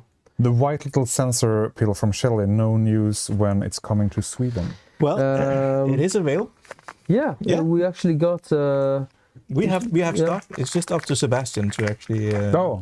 Everyone's looking at Sebastian there. Right? Yeah, there's a small issue. Yeah, it's too cheap. It's too cheap. Yeah. Since we have the pre-freight. Oh, right, yeah. Yeah. So you need to bundle it with lots of accessories. Yeah. And a USB-C adapter. What we talked about. I would love to have like a hard bundle with like loads of different sensors and stuff in the same. Yeah. Yeah. But right now we could list it, but nobody would buy it because we would be way expensive. Yeah. I understand. Do you remember the MSRP? I think it's on a website for like 10 euros. Yeah, 10 euros. And then accessories like 5 euros of pop. Yeah. Okay, before we talk about that, we are almost, we're actually on 18:30, so I was going to invite Sebastian over to talk a little bit about our offers. Thank you so much, Benjamin, for thank you for having me. For the Nuki lock. That was that and the RGB lights. Was, good takeaways. Yeah, the most important ones. You can just switch the mics there as well. Yes. Nej, jag vet. Kan vi börja snacka svenska också? Sjukt. Fan, det är riktigt sjukt. Kan jag använda Shelly med vanliga... Ja, men precis. Det är det som är så fint. Är att du, eller inte du, men din elektriker monterar ju en sån här brytare bakom knappen. Och då kan du ha hur många dumma lampor som helst. Så köper du smarta lampor och du har 20 stycken i taket, då är det 20 stycken smarta lampor du måste köpa. Men har du en lampknapp som styr de här 20 lamporna, så har du bara en smartbrytare eller sån här bakom knappen som styr. All den belysningen. Då ska vi se. Så just på tal om Home Assistant BT Proxy, alltså du har ju BT Home stöd. Har du Raspberry Pi till exempel eller en blåtandspinne till Home Assistant, så kan du koppla våra tempsensorer. Var tog min vägen? Våra tempsensorer till Home Assistant direkt. Du behöver inte ens gå via Shelly-appen. Men en sån här enhets Bluetooth pratar inte med Home Assistant. För Bluetoothen här är en gateway för våra blåtandsprodukter och initiala kommunikationen med pucken från appen då. Välkommen Sebastian. Säga. Är vi redo för drops? Ja, men det ska ju vara. Lyckas du lösa den saken skulle jag till dig?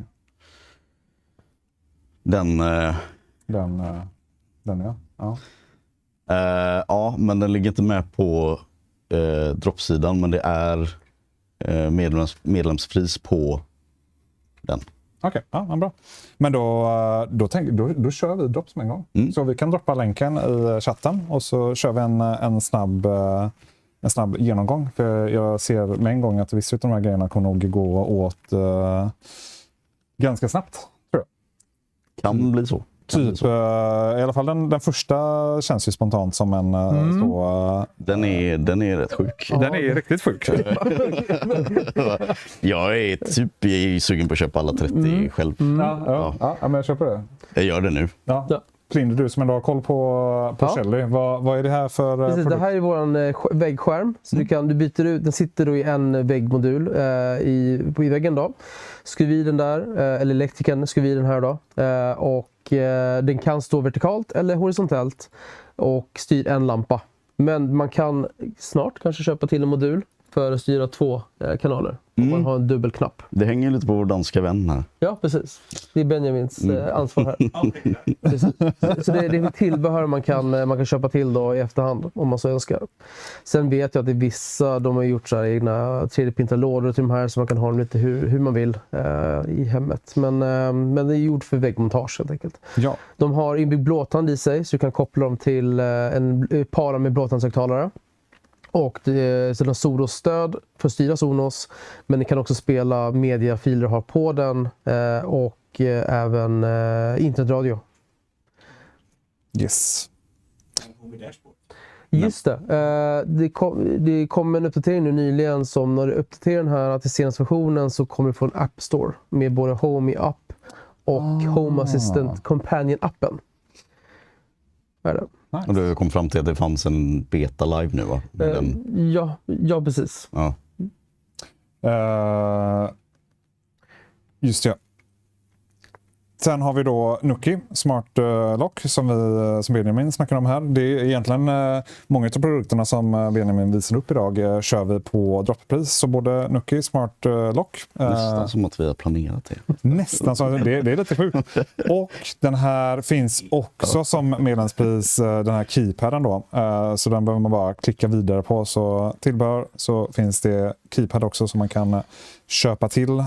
För jag hade faktiskt 2 stycken som frågade specifikt om det. Ja. Bara så att vi vet om det. Så det var inte bara en, det var 2. Jag kan säga att det är någon som har hittat, för det finns även den enklare keypaden också som inte heter 2. Den har också lite så smygit in som medlemspris. Men det är en kund som redan har hittat den. Ja, det är så. Ja, men trevligt.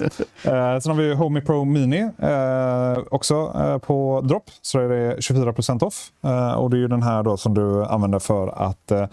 du kan använda den här. Du kan använda Home Assistant. Men det är en av enheterna för att kunna koppla samman olika smarta hemprodukter till ett och samma interface då. Aqara Smart Lock, det är väl basically en liten billigare variant utav Smart Home Lock. Alltså det är ju exakt samma lås som det som heter U200, fast det är utan keypad-delen. Just det. Så att det är ju ett extremt bra pris för om man vill testa liksom. Man får med en liten tag till den också, man kan klibba på utsidan. Just det, alltså en liten NFC-sticker. Liksom. Ja, just det. Sen har vi Cobb Lightstrippen från Govi som vi även tävlade ut. Finns det så mycket att säga om det här än att jag är imponerad över ljusstyrkan kontra en Philips Hue slinga, får jag ändå säga. Men vi har faktiskt haft en Cobb-slinga innan, men den var inte riktigt fullt smarta hem. Det var Nedis-varianten. Det var ju typ så här väldigt, väldigt tidig när Cobb var liksom typ nytt. Vad är det? Men jag kommer ihåg när jag såg det första gången så var det så här, det här är sjukt ljusstarkt. Liksom. Men den hade inte en lika snygg diffuser och så den var det var ju liksom en lite enklare produkt. Shelly Flodd. Klassiska flodden. Det här är riktigt schysst. Hela den här kabeln du ser är en fuktsensor. Just det. Så den kan man då lägga på golvet eller så kan man linda runt rör. Inte kalla rör då, det kan bli kondens på sommaren. Och den kan nu förlängas upp till 150 meter om man så vill. Det blir jäkla jobb att leta vart läckan är, men man kan mäta. Man kan göra det. Precis, exakt. Det är så viktigt. Det hade ju varit coolt om den kunde mäta liksom en specifik längd. Exakt, 5 meter bort. Liksom. Sen finns det, jag vet att vi säljer vår webbshop, så vissa små clips, men jag rekommenderar att printa typ någon form av clips för att hålla fast den, för att den vill gärna. Så det du säger är att du rekommenderar kunden att köpa en 3D-printer? Ja, precis. Köp en 3D-printer och filament och så skriver ut clips till den här kabeln så ni kan klistra fast den på golvet. Och sen köper ni den för 41% off då. Men alltså den här produkten. Ja. Nej, det här är ju en offer you can't refuse. X2i i table mount, I guess, som det kommer sticka ut på sidan. Jag tänker det är mountet som är för den lilla. Ja, jag har den här. Lyft upp på bordet. Se kabeln. Den är inte den längsta kabeln. På tal om wall display, den är nog slut. Vi har SwitchBot bot. Den vill jag verkligen se en demo på hur stark den är. Ja, faktiskt. Ja, vi kanske får... We're gonna put it to the test today. Yeah, we definitely wanna see like how strong it is. Jag bara såg den här så jag hoppade lite till den. Eve Weather, det var ju också den som Benjamin gick igenom här tidigare under livestreamen.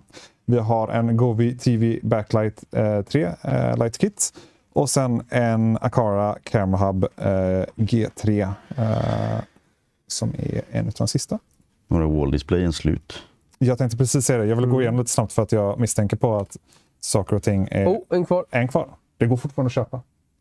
Jag fick en fråga om man kan ha pluggar till, alltså du kan styra alla Shelly-produkter via Shelly Wall-skärmen. Har du andra smarta hempluggar så kan du absolut göra det via Homey eller Home Assistant-dashboardet. Ja. På tal om Shelly då. Ja. Den här får vi ändå visa upp. Förtälj. Ja, vad har vi här? Precis, här har vi en verktygsväska med lite fack på insidan. Och i den här väskan så får man med en Shelly termosflaska med så här, inte impregnerat men indenterat logga. En fråga, smågrej här. Vad är det på undersidan? Är det bara, för det känns som att man typ klippat fast den. Fattar du vad jag menar? Ja. Det är bara så... Vi fick en fråga på det är där man har fyllt Keepad på 2 där. nitrogen, just det. Den så den aggregerar med värmen. Nuki Keepad 2 ligger som tillbehör på låset och med medlemspris. Så att så länge du är inloggad så ser du medlemspris för den. Just want to mention the one I showed is the Keepad 2 NFC. So there's two versions. There's Keepad 2 ja, och det är specialpriset vi kör är alltså på Keepad 2, inte Keepad 2 NFC. Nu kommer folk bli besvikna bara så. Ja. Keepad 2 NFC är lite för ny för att vi ska få köra för kampanj på den. Ja. Så får vi vår nya RGB E27-lampa. Det här är alltså det här kan vi köra giveaway på nu med en gång. Faktiskt. Ja. Så får vi en Shelly-dimmer. Det här är en Gen 3.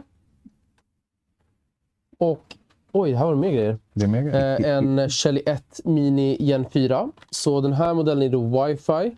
Den här Shelly 1 Mini då är Wi-Fi eller Zigbee om man vill. Och den har också Matter-stöd. Sen får vi en schysst USB-kabel laddar-tjofräs. Så du har USB-A här och så tar man loss den och så har du en USB-C om du vill ladda från den. Och sen i andra änden har du då en Lightning, en USB-C och en mikro att ladda prylar med. Jag hade inte snabbladdat med det här men det är bra att ha liggandes framme när man ska bara ladda något random grejs. Folk tycker att fortsätt stapla. Okej, ja. Det här, nu är det jobbigt, för nu kommer ett genuttag här. Det här är då vår Shelly Powerstrip. Det är då 4 pluggar igen. I appen så dyker alla upp som 4 individuella enheter. Alla kan visa RGB baserat på belastning. Och de styrs helt individuellt. Så inte att det är någon kombinerad grej här. Så det går in som 4 prylar. Gör det. Ska väskan upp på den här också nu? Ja, just det. Väskan. Och precis, det var nog ingenting mer i väskan nu. Nej. Så det här är liksom, vi tänkte vi... Ja, så ja. Bam. Men nu är det bättre, nu är det karaktär på produkterna. De har ramlat lite och slagit sig. Det är faktiskt sant. Ja. Nej, men så här det är liksom en giveaway som vi har liksom paketerat då i den här vad heter det? Den bulgariska verktygsväskan. Precis. Det är faktiskt väldigt fint. Ja, och det är en liten stålram här i så att den öppnar sig på samma sätt varje gång. Mycket trevligt. Och så är det fack på utsidan också. Ja, faktiskt den var riktigt nice. Vi har ju ett par stycken av de här. Så jag tänker vi delar upp det lite. Att vi kör några här under streamen. Och sen kör vi några på Discord lite senare också. Så jag tänker här ikväll kan vi väl köra 2, 3 vinnare. Jag kollar på er.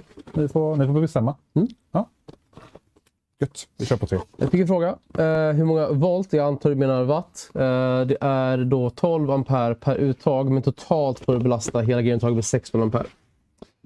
Och de finns faktiskt på hemsidan om man känner att man inte har turen på sin sida. Så har vi en Smarta hemkampanj just nu.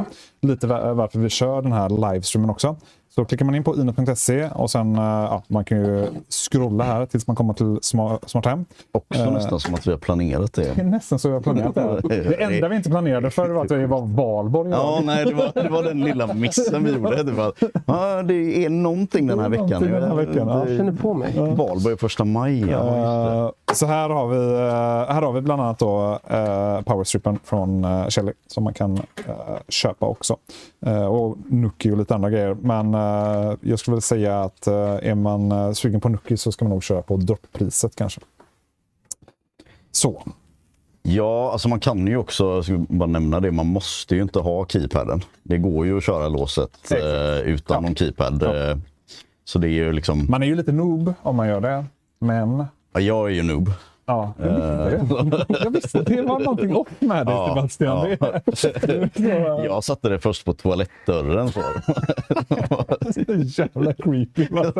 Kom nu på besök hos Sebastian. Ja, exakt. Hur låser man det? Jag löser det. Nej, men det funkar klockrent utan någon keypad med geofencing skulle jag säga. Ja. Detta är alla drops om inte Sebastian får feeling. Ja, det vet man aldrig, men just nu känner jag ingen feeling. Ja, dålig feeling tycker jag. Ja, väldigt... jag är inne på det. Vi har ju, det är ju redan slutsålt med Shelly Wall Display och det börjar ju ändå, vilket inte var helt oväntat med tanke på så 50% off. Men, Homey var väl också på väg och det känns som att många grejer är på väg ticka ner. SwitchBotten still going strong. Ja, SwitchBotten hade vi också. Det står ju inte så tydligt där för jag har inte gjort mitt jobb ordentligt, men det var 100 stycken har vi av den då. Ja. Det känns som att man liksom... Såg också att jag satte 2 per kund istället för 1 per kund som det är på alla andra, så att det är ju... Kan man ju köpa 2. Ja, det kan man också köpa 2 då. Ja, jag gillar det. Nice. You're sitting and pressing the buttons, right? And you're got to like Stream Deck or something, right? Yeah. You could use a SwitchBot for that. Yeah, it's true. You can use the SwitchBot for the Elgato Stream Deck. Yeah. Fair enough. You press it yourself, right? You could use it in the app. Where is the... It's yeah. Okay. Should, So is this? But then I guess the glue has to be stronger than the motor. And I'll press it. Oh yeah. Wait. Okay. Nästan lite poetiskt. Okay. Do it now. The glue needs to be stronger than the thing. Oh, yeah. The presser. Yeah. Yeah, it can definitely work. It does actually have some force in it. It does have pretty much force, yeah. Give it to me. Are you ready? Yeah. Okay. Again. Again. You ready? Yeah, I'm ready. You're pushing hard, right? Yeah. You ready? Yeah. Oh, he didn't wanna. All right. Är du starkare än SwitchBot? Så det här är rätt av streamen. New segment. Funkar Shelly HTZ i frysen? Jag vet faktiskt. Jag funderar på att göra det själv. Jag har bara glömt bort det varje gång. Men Okej, nu har du en massa produkter här, så att vi börjar med den frågan och sen jävlar. Sen ska vi snacka Shelly. Ja, i tävlingen också. Vi drar igång tävling nummer 2. Och då kör vi 3 såna här verktygslådor. Och det blir kul. Den är god. Jag gillar den. Alltså, när jag såg väskan först tänkte jag... det här känns som en B eller exakt. Så. Sen när man fick känna på den är god alltså. Luktar lite så biltema. Ja, verkligen. Det är verkligen 100% biltema. Inte som en så dålig grej. Nej, alltså det är verkligen biltema. Så den kan vi köra tills hel. Så 19.00 så stänger tävlingen på den. Minus 20 går ner till. Sen är frågan med typ fukt. 0 till 100% luftfuktighet. Ja. Men sen om du dränker den i frost så jag vet inte. Om man låter bli att ha den bland allt, alltså där det kan bli frost, de sätter den typ i taket av frysen eller i dörren. Frostfri. Ja. Frys. Då kanske det är bara att prova. SwitchBot funkar med Matter, men inte Matter over Thread, utan det är... Du behöver ha SwitchBots hubb. Så de har ju ett gäng olika hubbar, varav är det 2 eller 3 som är Matter? Yeah. Ja. Så det är SwitchBot Hub 3 och Mini med Matter. Då kan du få in den i Matter och använda den i typ Google Home eller vad du vill. Eller så kan du köra den via blåtand direkt till Home Assistant om du kör Home Assistant. Och har en blåtands gateway. Det kan man. Man kan det. Shelly Presence, den har inte jag fått själv än, men där konfigurerar du den i Shelly-appen. Och när den pratar med Home Assistant så kommer du då få värden för detektering eller inte. Så, och jag vet att våran vd och Home Assistants vd är väldigt bra kompisar. Så hans första prio är att alla Shelly-grejer går in i Home Assistant så tidigt som möjligt. Det som är nice med den, nu har jag inte använt det själv, men det är ett webbgränssnitt för att konfigurera alla liksom, zoner och sånt. Exakt. För andra, nu finns det väl egentligen bara Aqara FP2 som är likvärdig med att du kan dela in rummet i zoner och den kan räkna hur många människor som är i rummet och sådär.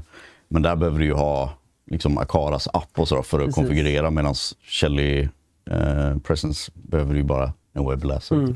Precis. Så det är nice. Ja. Nej, men jag tar med lite Flora-produkter. Vi har ju, den du håller i här till exempel, det är vår Shelly Wall Switch med en adapter för Schneider Exakt. Alltså det är den ramen man använder i svenska hem främst. Så att man kan få samma look på knapparna på väggen. Istället för att ha vi har liksom våra egna brands med brytare och ramar, och då kanske inte passar in hos frugarna hem eller så. Så vi kan behålla samma utseende som original. Eller använda våra trådlösa knappar. Precis. Sen har vi ju de här formfaktorn här till exempel. Det är kul, roliga med dem är att de har en... Ska vi se, har jag en till här? Ja, precis, har jag. På baksidan här har de lite pinnhål. Och med de här pinnhålen så kan man då hänga på en ryggsäck på baksidan. Så det jag har kopplat på de här är LoRa-moduler. Inte LoRa-van men LoRa. Så det innebär att den här kan jag ha hemma hos mig. Där jag har wifi. Och så kan den skicka signal över till den här rackaren. Där det bara finns ström. Teoretiskt sett 5 kilometer säger vi. Men min chef har provat det här i Köpenhamn. Och kommit upp i typ 2,5 kilometer i räckvidd. Och det ska ju såklart inte vara ett jäkla berg emellan såklart. Det ska liksom vara rimliga förhållanden.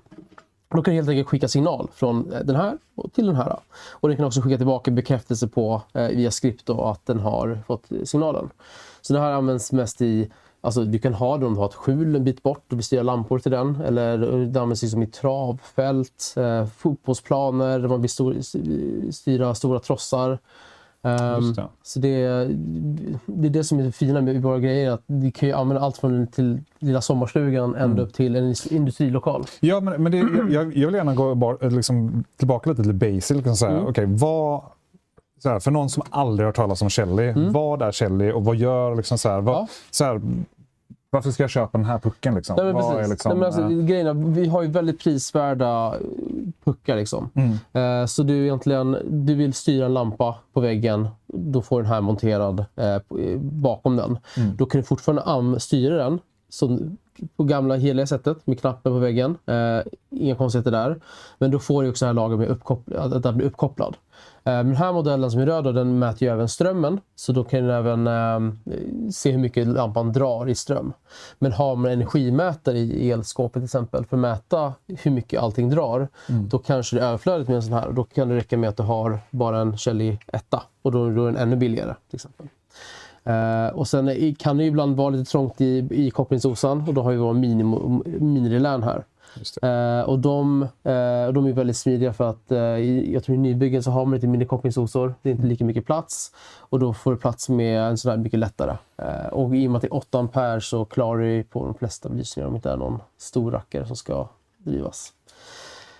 Nej men sen liksom, man behöver liksom inte ta till med elektriker direkt liksom, för att komma igång med oss. Vi har ju våra smartpluggar med energimätning. Så jag kan liksom, det första jag gjorde när jag flyttade in var att jag satte sådana här på kylskåpet, frysen, diskmaskinen, tvättmaskinen, torktumlaren och bara där börja mäta energi. Och då kan man börja bygga statistik på vad man drar, hur mycket drar. Som ny husägare tyckte jag det var jättebra att få koll på hur mycket sakerna drar, hur mycket de kostar egentligen. Just det. Som får en helt annan perspektiv på ens energianvändning. En som jobbar som elektriker, varför ska jag välja detta istället för andra varumärken? Ja, alltså det är liksom, alla har sin plats. Schneider, de ska ju ha en brygga för till exempel. Och det är också en puckel att ta sig över. Jag vet även Fibaro hade det problemet när de slogs in. Är att visst, de har jättefina produkter, men du ska först ha den här gatewayn. Och då ska du sälja in den här gatewayn till kunden. Och då ska den ha den stående i ett hörn någonstans och damma. Och sen ska allting kopplas till den. Plaid, också jättebra om du ska ha belysning. Det är superlätt att installera. Du lägger in men här är mina Astrurs automationer och så lämnar du kunden och så kommer kunden hem och öppnar upp appen och plopp så poppar den in. Väldigt lättvindigt. Men med oss så då är vi liksom, vi har ju allt det där också, men gör energimätningen och allting är uppkopplat på wifi, så vi behöver ingen gateway för att kunna koppla våra grejer eller styra våra grejer när du inte är hemma. Vilket gör att det krävs lite mer konfigurering i form av att du måste få upp dem på ditt wifi. Du måste koppla dem till ditt konto. Och när det väl är gjort, du berättat för appen vad ditt wifi är första gången, då kommer den ihåg det. Så den kommer liksom trycka in allting. Du behöver inte liksom sitta och knappa samma wifi-lösenord 20 gånger när du installerar massor av grejer hemma.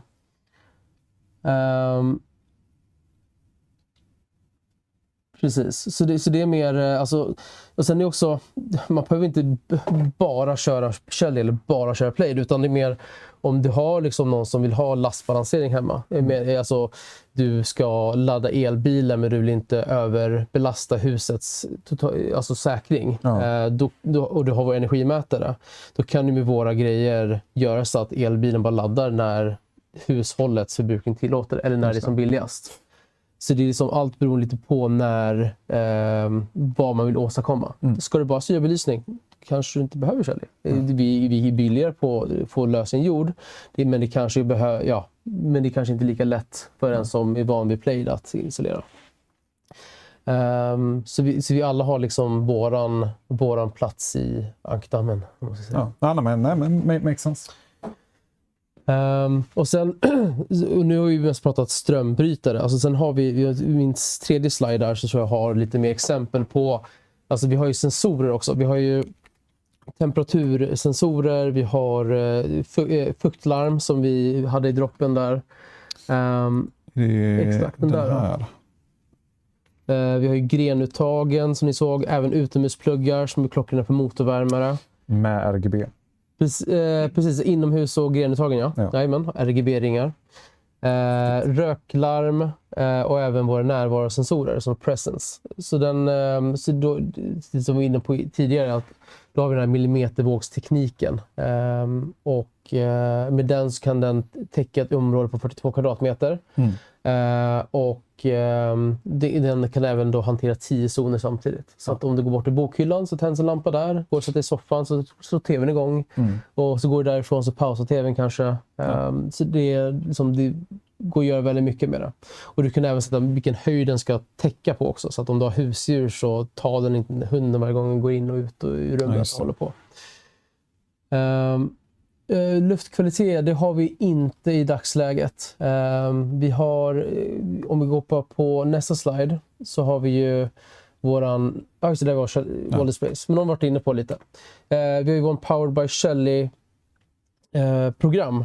Så här har vi tillverkare av andra smarta hemmärken som har stoppat in sina chip, eller inte smarta hemmärken, men tillverkare av andra produkter som har då gjort dem uppkopplade och smarta med hjälp av våra chip. Så Neo här är förvisso ett smarta hemmärke, det är därför jag sa fel först. De har gjort så här smartpluggar i alla år. Men här har de gjort en smart vattenventil med flödesmätare, temperaturmätare, Så den kan liksom mäta hur mycket vatten du förbrukar. Ja. Och skulle märka att det flödar fritt så kan den även stänga av vattnet åt dig. Sen har vi termostater för golvvärme. Vi har elbilsladdare. Portabel nu. Vi kommer även med en fastmonterad snart. Det som är speciellt med våran portabla elbilsladdare, den är sub 3000 kronor. Vilket gör att den ihop med våra EM-mätare gör det till en väldigt, väldigt billig lastbalanseringslösning. Vi har gått ihop med ett danskt företag från Light Solutions, gjort spottar av hög kvalitet. Så de går att ställa vit balans på när det blir kallt och varmt. Och går att daisy-chaina vidare och styra dem individuellt om man så önskar. Och sen har vi en vädersektion också som man kan då kombinera med markiser. Så att om det den har då vindmätare, regnmätare och luftfuktighet. Så att den kan då skicka in markisen om det börjar regna eller blåsa för mycket. Nice. Så vi har ju väldigt stor bredd och det växer och blir mer produkter i ekosystemet. Så här har vi våra skärmar som varit inne lite på innan. Vi har ju vår 4-tummare på här framme på bordet nu. Och vi har också precis så här vid temperaturen i studion just nu. Och sen har jag kopplat upp det på mitt vardagsrum hemma. Så här har vi då 78 watt drar vardagsrummet.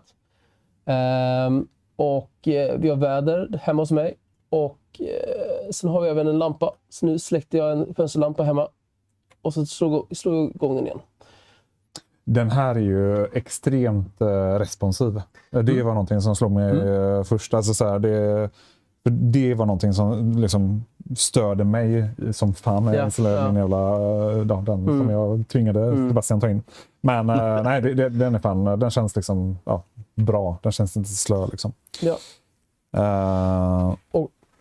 Och det coola med den här också är att den har en modul på baksidan. Så när du köper, det här är då skärmen. Du kan köpa till den här lådan. Sen kan du köpa till tillbehör till lådan. Så i det här fallet har jag satt på ett 220-tag som går att styra med skärmens inbyggda relä. Så hade den här suttit på väggen så styr ju lampan i taket. Men i och med att jag satt på den här modulen så styr jag det blir en smartplugg helt enkelt i skärmen. Och den går också att köpa en USB-modul istället med en USB-C och en USB-A i sig. Så det är schysst. Nice. Ska vi hoppa in? Först och främst Backman, öka tiden på hjulet kan vi göra. Och sen kan vi dra 3 stycken vinnare utav den här lilla verktygsväskan. Det är nice. Det är fan ganska mycket produkter. Ja. Och jag slänger ner en sån här 12 månaders premium i en låda. Så det är en random vinnare på en sån. Jag vet inte om jag skakar en sån. Kändes bra. Jag tyckte att det såg svinbra ut. Jag reagerar knappt. Jag bara, det där är naturligt. Det är så man gör. Men nice. Då kör vi de 3 stycken vinnare utav en sån här liten lodda. Och vi har faktiskt flera, så vi tänkte att vi kör ett par stycken på Discord också, antagligen via Gleam, men glöm inte att göra vår discord.gg/inet. Så kan man även snacka med oss här i studion via Discord. Wow. Amazing. Är det fler drops? Nej, inga fler drops. Det är de som gäller. Man kan inte konfigurera Shelly-appen via displayerna. De har sin egen inställningsmeny för att ställa in grejer. Ja, vi kör. Let's go. Sen har vi ännu fler saker att tävla ut. Jag kan faktiskt gå in i andra studion och hämta. Det har jag lovat att vi ska tävla ut minst ett stycke Home Assistant.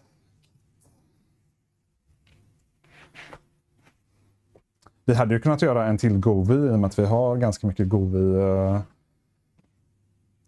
att tävla ut också. Ja, vi har ännu mer. Har vi något mer utöver det? Ja, vi har... Det har vi. Aqara har vi. Vi har Aqara. Ja.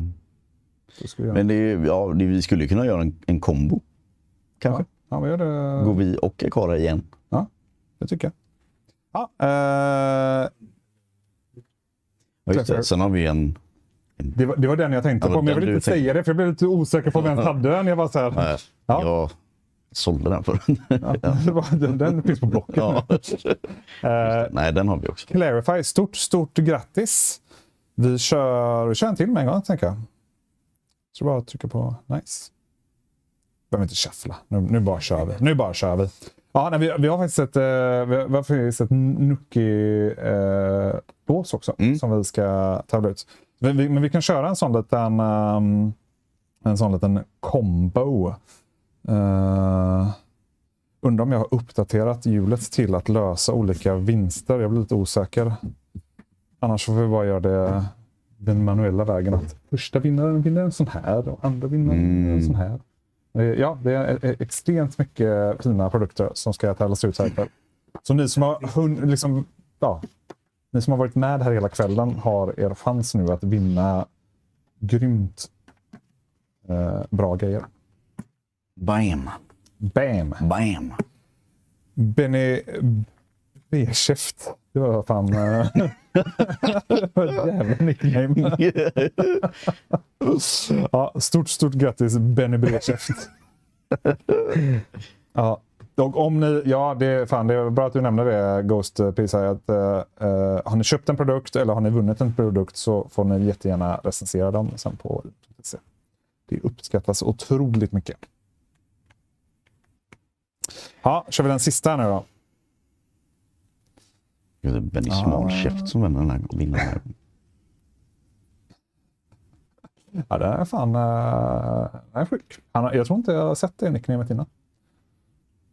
Känns som att jag borde ha känt igen det då. Ja, men Pempe, vi har många giveaways så att det kommer finnas... förhoppningsvis så kommer... kanske du kommer närmare i alla fall. Vågar inte lova att du kommer vinna någonting, men... ja. Vi får se här. Den sista vinnaren av en Shelly... Det känns nästan fel att kalla det för en goodiebag, för det är liksom så mycket mer än bara liksom en sån påse. Ja, goodiebag tänker man ju, då är det liksom en sån tygpåse med typ typ en jojo och kanske tuggummi eller någonting. Nilsson actually. Stort grattis. Som sagt, är ni kvar i chatten och läser detta så kommer ni få mail nästa vecka. Jag fick ju lite feeling nu också. Det är som så att vi har ju på Shelly skapat en Discord, eller en svensk sektion i vår Shelly Discord. Ja. Och även Facebook-sida. Ja. Där vi lägger upp nyheter och liknande. Så om Thrillhouse lägger ut länkarna, så där finns det raffles i varsin kanal. Så du kan vinna en X2i-skärm. Genom att vara med och i Discorden ska man reagera med en Shelly-logga på ett inlägg. Och på Facebooken ska man gilla och dela inlägget. Så drar jag en vinnare imorgon på varsin plattform. Så det är 2 skärmar som ska ut, men en på varje plattform. Nice. Så, there we go. Ja, precis. Ja, så ni har länkarna i Twitch och YouTube så är det bara in på Discord och Facebook. Jajamän. Nice. Du svarade på ett annat. Ja, men du får med på tävlingarna här ändå. Bara kör. Ska vi, för att hinna med, ska vi kör den tävlingen med Home Assistant, för det har jag ändå lovat att vi ska göra. Så, lite Nabukasa. Ja, så här har vi ett litet starter kit. Nästan komplett kit, skulle man kunna säga. Det är inte mycket som fattas där. Det är inte mycket som fattas där. Nej, så, det här kör vi, så vi drar igång en tävling med en gång. Tävling nummer 3 Thrillhouse kan vi köra igång. Och så kör vi väl den till typ halv eller någonting. Det är svinbra. Jag vet inte varför jag kollar på min klocka, för den är stendöd. Men laddar lika ofta som låset. Ja, men lite så. Det är verkligen så. Det är varje torsdag. Då är den fan dead alltså. I Discorden så är det i den svenska allmänt-kanalen. Oj, raid alert fick jag nu. Nice. Precis. Så det är ingen... jäklar. Det rasar in folk nu. Nu rör det sig in folk. Folk vill ha en wall display. Ja.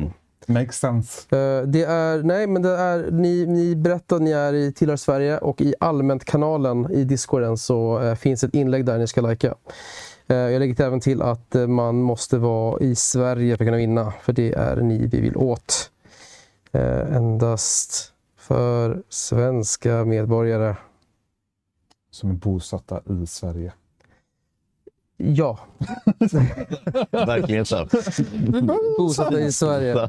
Det kanske kommer någon där i USA bara så här. Och inte heter Kenny Bredkäften, då sa vi. Ja, exakt. Bredkäften kommer där. Igen. Ja, herregud alltså. Nice. Och sen efter den här giveawayn så kommer vi även att köra en till giveaway. Vi avslutar liksom med the big thing här med Nuki. Den fejde. Fejde, exakt. Ställt den upp och ner också, slarvigt. Sebastian. Slarver. Ja, besviken. Ja, men vi ska ju snacka om tävlingen som vi körde här nu innan streamen. För vi hade ju en tävling igång under var det ett par veckor eller var det bara en vecka? Jag kan inte ihåg. Det känns som att den har varit igång i kanske 1,5. Ja, men något snart sånt. 2. Men klickar man in här igen då så får ni gärna ta och göra den här pollen. Det är bara gå in på ino.se så scrollar ni ner här på nyheten och så har vi en liten fin meny här. Bland annat då den här tävlingen. Och här kör vi också en liten poll så får ni gärna gå in och rösta på vad ni använder för någonting. Homey är fortfarande inte uppe i 5%. Homey har sjunkit 1%. Ja, det är väl, jag vet inte, vi ser det som en win. Vad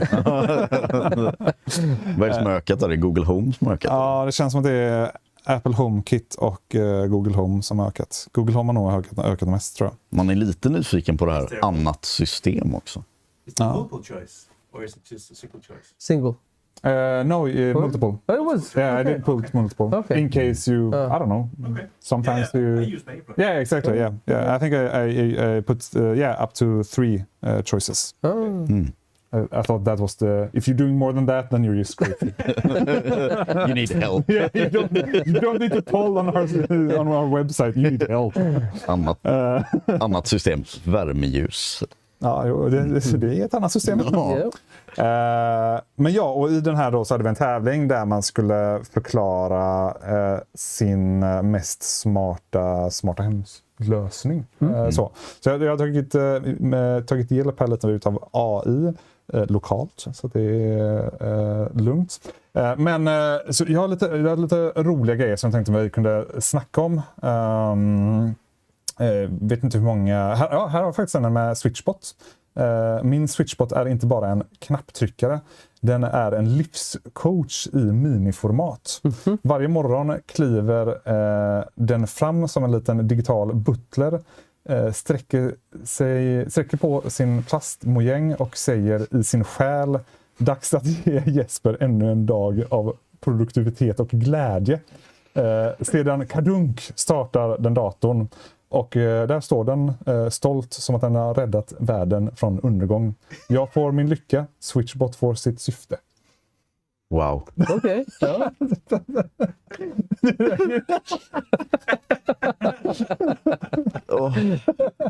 Ja, vad fint. It's actually sweet.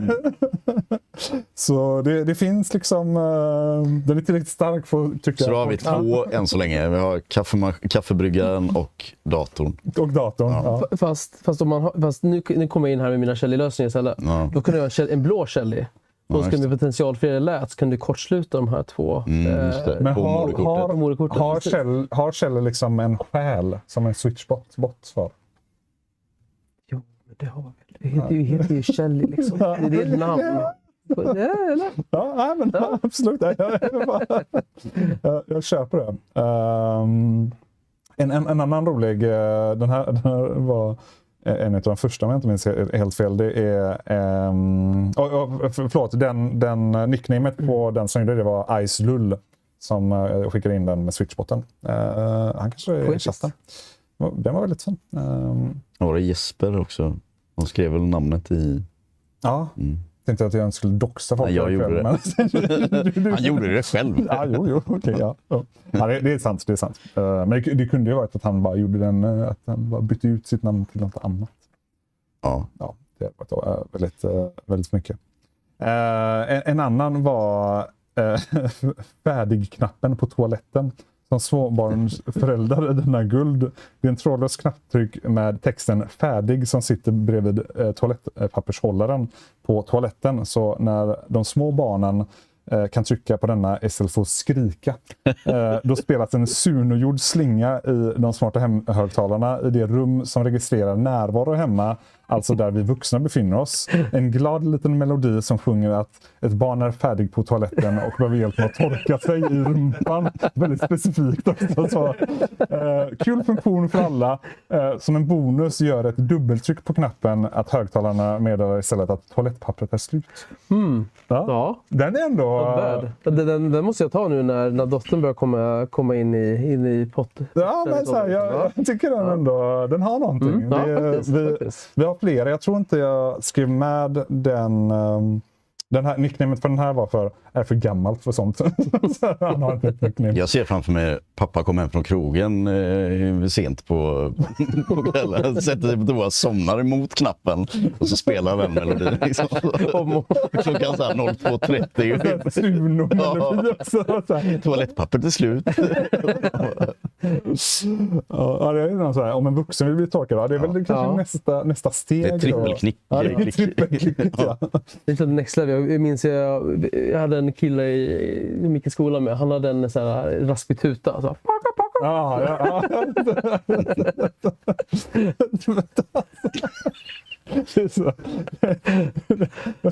Undrar man så liksom så vuxen våld får så PTSD av att höra det. Precis, så tänkte jag samma sak.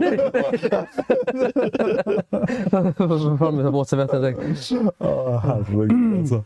Ja, det var en annan, jag har inte texten här, men kontexten var i alla fall att han hade gjort liksom han hade gjort ett smarta hem alarmsystem till sina barn. Så när larmet gick för sina barn så slutade larmet inte att gå förrän de hade öppnat sin dörr från liksom sovrummet. Så den bara fortsatte. Det var nästan lite elakt kan jag tycka. Det var så här, jag hade nog flippat om jag var liksom barn till den pappan. Det känns som så tortyr nästan. Men ja, det är som det. Jag ska se här. Jag bor i ett gammalt hus med gamla dörrar.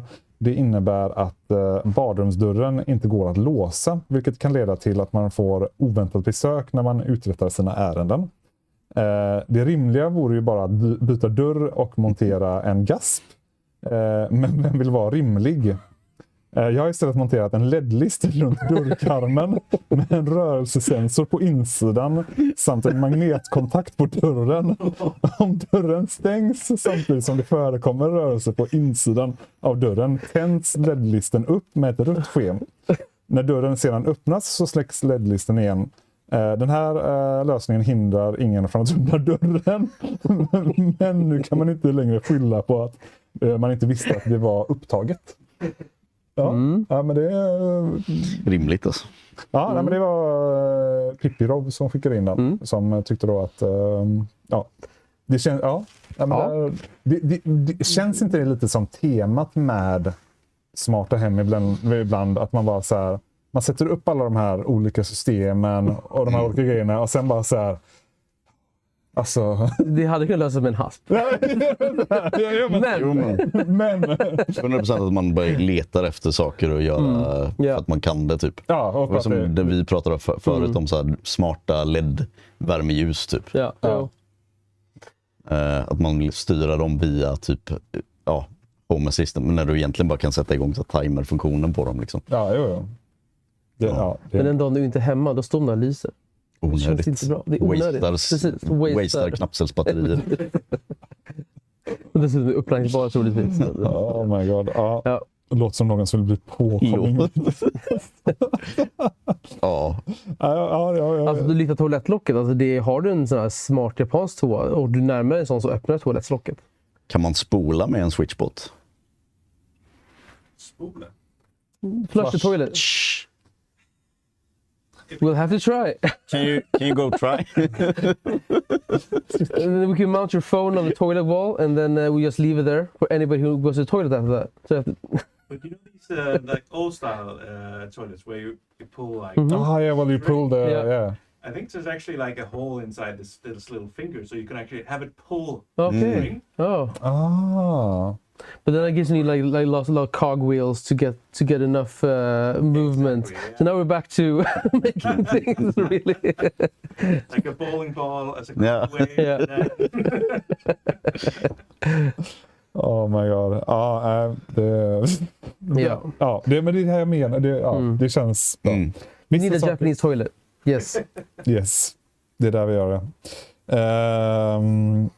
Ringklockan hemma hos mig är en ESP32 som i smyg också agerar som en Bluetooth-hubb. Resultatet? Ringklockan snackar med tandborsten.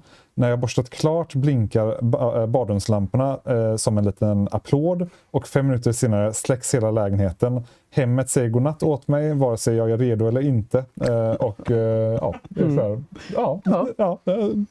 Också rimligt. Det var cheesy 747. Nej, men den har jag faktiskt fått in själv. Oral-B-tandborsten. Den bara broadcastar att den är igång. Så jag brukar Homey fånga mina tandborstningsstationer. Så där kan man göra rätt roliga grejer. Baserat på, nu vet ju hemmet om att du har borstat tänderna. Ja. Och har du fler tandborstar som är Oral-B, då vet jag att nu har alla i hemmet borstat tänderna. Min grannes Oral-B dyker upp i Home Assistant ibland så att... Då kan du logga hans tandhygien. Ja, så skulle kunna... Ska du sälja informationen till tandläkaren? Kalle, nu har du faktiskt missat och borstat tänderna här. Ja. Jag spelar den där melodin kanske. Ja, det är ju flera som är inne på det här med melodi. Ska se här vad vi har. Den... fasen också. Vi hade någon som gjorde någonting med liksom en gran. Hur man skulle liksom vattna granen. Jag ska se om jag hittar den här. Det var för sjukt många bidrag. Det var jag tror vi fick in över i slutändan fick vi nog över 300 bidrag så det var superroligt. Många... Ja, det är svinkul. Ja, men verkligen. Ja, men det är exakt en julgransfot med törstalarm. Så en ESP32 övervakar vattennivån i julgransfoten och skickar sen då text to speak i högtalaren när granen är törstig. När den fått vatten så tackar den familjen. Så den så jag uppskattar den. Det var från Krall. Vi får fråga chatten, vad är eran bästa smarta hemlösning där hemma? Eller roligaste? Nu har jag mest tagit den roligaste. Det finns nog ändå en del som också är så faktiskt quality life på riktigt. Liksom. Vi var inne på också innan streamen var liksom, det finns ju också den här baselinen av vad som är riktigt på nice. Och för mig liksom, jag tycker att belysning som jag ändå går och trycker igång varje dag på samma ställe och släcker samma dag, samma ställe hela tiden. Varför kan det inte bara vara automatiserat för? Så man har scheman liksom, som rör sig med årstiden. Så att när det är ljust ute så tänds inte lampan lika tidigt. Och allt det där automatik bara flyter på. Ja, beroende på tid på dygnet. Ja, men om man går upp på muggen mitt i natten så vill man inte ha full blast. Nej, men exakt. Precis. Då kan det liksom dimmer som anpassar sig till tid på dygnet. Och sen även rullgardiner. Är sån game changer. Att du har liksom rullgardin i sovrummet och istället för vakna av att lampor börjar tända sig och larm börjar blästa så har liksom redan halvvaken med solen. Rullgardinen åkt upp och solen väcker dig istället. Nu ligger ett läge där jag får solen rakt i ögat och bränner så här på näthinnan. Så jag måste typ ändå sätta så här 30% öppning för att få en så här hyfsad nivå på det. Ja, men nu också så klockan är typ så här 03:30. Ja, nej, precis. Så den, Men det är nice. På lite, och sen på vintern då kör man wake up, då kör man LED-listan under sängen som tänder upp sig sakta men säkert tills man ska vakna. Då får lite simulerad sommar. Den är lite intressant. Jag är en privacy-fokuserad. Jag är lite privacy-fokuserad så jag har en smartplug som stänger av strömmen till kamerorna när jag är hemma. Även om de ska vara lokala så vet man aldrig. Det är fan ändå... Du vet ju 100% att det inte är så här... Ja, men den gillar jag verkligen. när den milslånga handlingslistan ska bockas av så föredrar jag att den är i kronologisk ordning efter butiken jag handlar i. Som min sambo inte håller med, står det i parentes roligt. Men det tar onödigt lång tid att sortera den manuellt. Så det automatiserade jag. När jag klev ur bilen vid en valfri butik så är alltid listan sorterad i den kronologiska ordningen jag går i butiken. Som inte alltid är ordningen som alla andra går i för att det skulle vara extra krångligt. Jag har zoner i Home Assistant för varje butik och jag har en grov kategorisering av varje butik, typ frukt, mejeri, konserver, chips. När jag kommer till butiken så körs en automatisering som anropar min gamla speldator som hostar en Olama-instans där jag ber efter en passande kategori per produkt i handlingslistan och som sorterar listan. That's quality of life. Smart. Det är med Grocery då, eller? Det står kanske inte. Nej, det står inte. Men Homey har ju inbyggd matlistehanterare som är Grocery. Ja, men det var jäkligt smart. För jag har faktiskt varit inne och nosat på det själv. För nu med Claude så kan du bara säga jag vill ha en grej som gör det här. Och så bara slänga ihop en webbserver och allting som du bara laddar in i en Docker. Och så, nu har jag en app som gör det här. Och där var jag faktiskt inne och nosat på just samma grej. Att man har AI som bara kategoriserar upp allting åt dig. Och gör handlingen smart. Det är fan riktigt coolt alltså. Det gillar jag. Man ska vara effektiv när man handlar. Ja, verkligen. Jag är också så. Men jag är dålig på att göra listor. Jag är verkligen sån här. Jag gör en liksom baslista och sen är det lite typ feeling. Ja. Den är farlig. Och sen känner man hungrig. Ja, jag är hungrig. Det här är nice. Och det måste gå snabbt också. Så det är så här, there's no second chances. Det är så här, jag är sugen på det eller inte? Ja eller nej? Ja. Men det kan bli lite jobbigt emellanåt. Har varmvattensberedare på att ladda varmvatten mellan 22 och 06 för att slippa effektavgifter. Har även All-in-One Energy Management som siktar in de billigaste timmarna. Ja, men det är ju coolt. Precis, det är en grej man kan göra med Shelly också. Det kommer att du har en kontaktor som styr varmvattenberedaren och som en Shelly bara säger av och på till. Ja, just det. Och så kan du själv välja liksom när den ska ladda mer varmvatten. Nice. Jag kan ta en Monster kanske. En Pepsi. Jag kan också ta en Pepsi. Behöver Home Assistant vara publik för att Claude ska kunna prata med den? Du kan exposa den lokalt.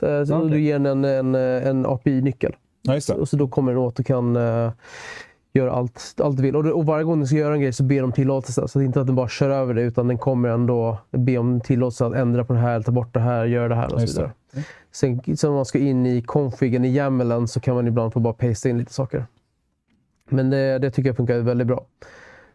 Och även när jag byggt dashboards till mina wall displays. Då har jag sagt, så här mycket pixlar har jag, så här stor är den. Nu vill jag att de här grejerna ska få plats här. Och sen har man med lite uppmaning fått den att göra ett dashboard som är inom ramen av skärmen. Så man slipper på att scrolla. Backman, när var det du behövde dra senast för att hinna med bussen? 45, okej. Då behöver du gå helst. Ja, men jag tänker så att då gör vi sista tävlingen innan dess. Ja. Okej, här ska vi se då.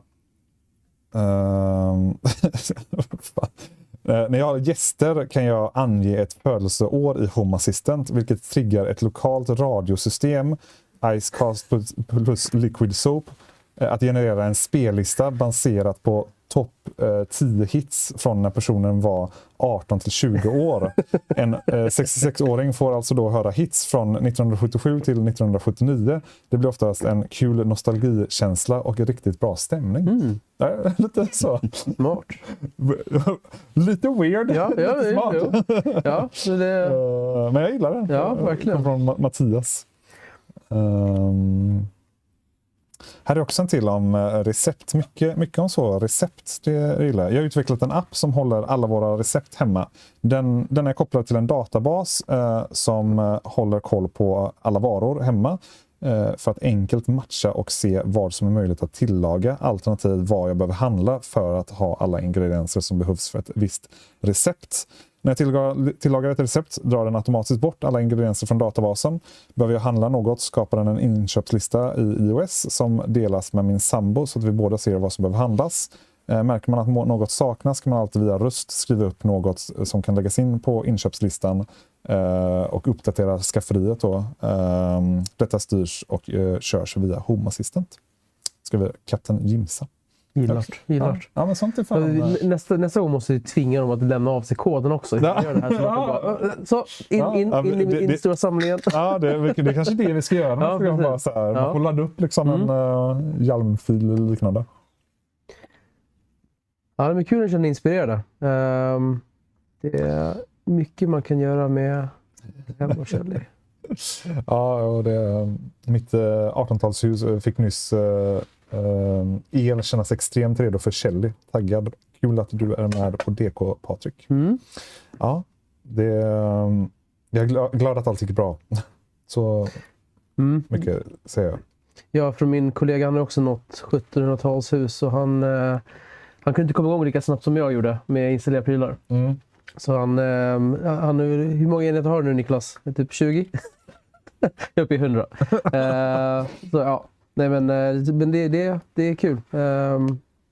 Då har man lite att göra. Ja, verkligen. Detta har jag tänkt på. Upp på Git och dela. Ja, men det är verkligen. Jag har lagt upp prenumerationer via RSS i Home Assistance på barnens träningskalender, såsom fotbollslagets, gymnastikens och så vidare. Sen när ett träningspass eller match drar igång så ställs varmvatteninställningarna i bergvärmepumpen om till tillfälligt lyxläge. På så vis räcker varmvatten för det mesta när fler ungar och ibland föräldrar ska genom duschen efter en stressig kväll. Den är ändå lite... det är Moosebringer. Den är fan ändå... Den är smart alltså. Ja, den är fan smart. Nu snackar vi smart. Verkligen. Nu snackar vi smart. Ja, jag känner mina automationer hemma. Liksom, vad har du för automationer hemma då? Leknar, alltså den mest avancerade är väl typ att om jag sitter framför tvn och kollar på tv, reser mig och går iväg från soffan så pausar tvn. Den är ändå god. Ja, fram tills att det typ hamnar i osynk så det blir så här istället så här. när jag kommer tillbaka så pausar jag. Så att ja. Eller det där vi pratar om att typ man går upp på muggen mitt i natten när det blir svinljust liksom. Ja, just det. Ja. Men den är, jag har fortfarande så här, jag har löst det så badrummet är fine. Det är dimrat och nice efter klockan typ natten så är det liksom, men i hallen har jag inte orkat lösa än så att den är fortfarande svinstark så kommer så här, jag vet ju om det också så jag blundar alltid när jag går igenom hallen och sen går in i badrummet.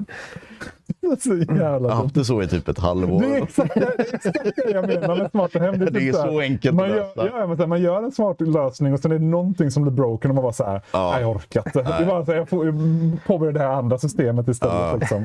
Nu framförallt också, du nämnde ju Claude, liksom, jag har kört lite mer så här, inte lika avancerat, jag har kört typ mer Gemini, typ jag bara frågar Gemini typ hur gör jag det här och så får man bara så att punkt för punkt typ gå in det här, gör det här, bla, klistra in det här typ och sen,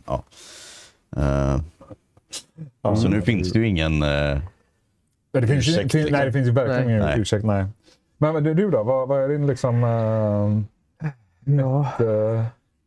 jag har inte kommit till den fasen där jag börjar styra värmen. Jag har luft med pump.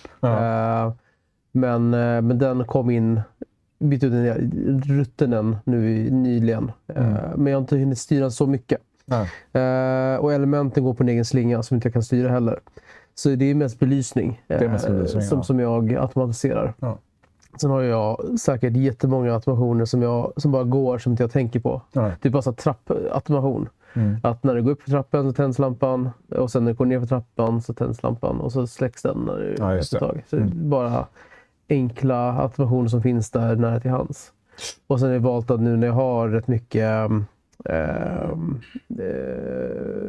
wall displays att jag har då strategiskt placerade knappar i hallen för att låsa i terrassdörren. För den är ju Yale, sån här terrassdörr. Ja. Så då kan jag låsa terrassdörren när jag ska ut till exempel. Bara sån här, så att det finns tillgängligt direkt när det är i rummet där det kan passa, helt enkelt. Men sånt är ändå lite quality of life, för att så här, slippa den fysiska... precis. Nej, men det har ju liksom satt ut knappar också. Om jag inte har en skärm så har jag knapp som styr rullgardinerna i alla rum. Så att man kommer in i ett rum och så har du dina lampknappar, och sen har jag satt på en dubbelram med en sån här Shelly blåtandsknapp som då styr Philips Hue-belysning och rullgardiner till exempel.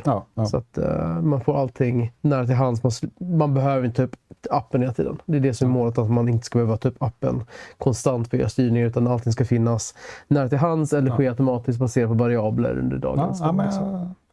Uppskattar det. En annan här som jag fick in från Good Work Mark. Många smarta och snygga lösningar, men den som jag är mest nöjd med är någonting väldigt enkelt. Strömmen till vår övervakningskamera bryts helt och hållet. Det var när vi är inom 100 meter från hemmet. Jag är extremt obekväm att ta kameran i vårt hem, men med den lösningen kan jag ändå ha dem och inte lita på att de faktiskt är inaktiva. Men det är liknande som en annan slags lösning, liksom, att man så här, inom den här radion så då stängs kameran av. Just det. Den känns ju faktiskt rimlig. För det är nog någonting jag inte heller så... jag vet inte, det är bara så weird att ha kameran. Nej, men jag tycker det i alla fall. Jag tror de flesta känner så också. Liksom. Speciellt när man har den inne i hemmet. Liksom. Riktad utåt, dörrklocka och sånt är ju en annan sak. Jo, men så här, det var ju typ nyligen var det Very Sure som typ så hade personal som liksom kollade igenom. Liksom, så här, man bara, fan gött liksom. Så här, det är ju en tjänst visserligen, men man bara så här, okej, så här, går det så kommer det hända liksom. Det finns ju vissa tillverkare, väl Aqara som har ett lock som åker för. Precis, att de åker upp i sig själv. Man ser liksom. Så här, det är fysiskt lock som typ så här, åker för, eller att den vrider in sig mot ett hörn. Typ. Jag tror Googles kameror sa, eller som deras mikrofoner, vi har en hårdvaruknapp som kopplar bort strömmen till den. Jo, men jag ser den inte. Visst, den här dioden, den lyser som visar att den är av, men... Exakt. Det är fan... Nej, men det är väl det som är gött med framförallt typ Homey, Home Assistant, Shelly. Alltså du kan ju köra det helt lokalt. Helt sandboxat ifrån liksom, internet eller precis. Så att det är säker på att det inte är någon som samlar din data liksom. Exakt. Hade vi tävlingen för serien är klar? Ja, men då kör vi den. För det var Home Assistant vi sa, va? Ja, gött. Då är det ett Home Assistant kit som står på spel. Hur många var det som reggade sig? Det var 1123. Jävlar. Damn. Entries eller? Ja, entries det var nog inte så många. Men nice. Vi kör. Let's go. Shuffle and go. Ska vi skicka ut länkar på 4 nu direkt? Ja, men det kan vi göra. Och 4 är då den sista tävlingen som vi kör ikväll. Och då kommer vi ha 2 vinnare. Vi ska köra 3 och köra en till Govi. Ja, men varför inte? Ja, vi kör 3 vinnare. Så vi kommer köra ett Nuki... Jag har flera av dem, va? Vi kör ett Nuki-kit, ett Aqara-kit och ett Govi-kit. Och det är tävling nummer 4 då. Och för er som fortfarande suger på en skärm. Jag ser på Facebook är det bara 9 delningar på vårat inlägg där. Jag tror det blev fel länk där till oss. Ja. Vi ska se vem som drar hem Home Assistant. Yaris Santala. 812. 812. Och ni som fortfarande var sugna på en Shelly Wall Display så kan man fortfarande gå in på deras Discord-server, så den kan vi länka igen också. Där kommer tävling längs nummer 4 och då är det alltså 3 olika kit och då tänker jag att vi kör i ordningen. Första vinnaren vinner en Govi, andra vinnaren vinner en Aqara och tredje vinnaren vinner en Nuki. Så har vi det klart nu för oss. Du ser ut som ett frågetecken här nu, Sebastian. Ja. Var det för krångligt för dig? Nej, jag ser nog bara alltid ut så här. Jag får höra det ibland så här, antingen det då, eller varför är du så sur? Och så bara, nej men det är så här jag ser. Det var så resting bitch face. Exakt, resting bitch face har jag. Förvirrad och arg. Förvirrad och arg. Ja, det är ändå en... Behöver du hjälp?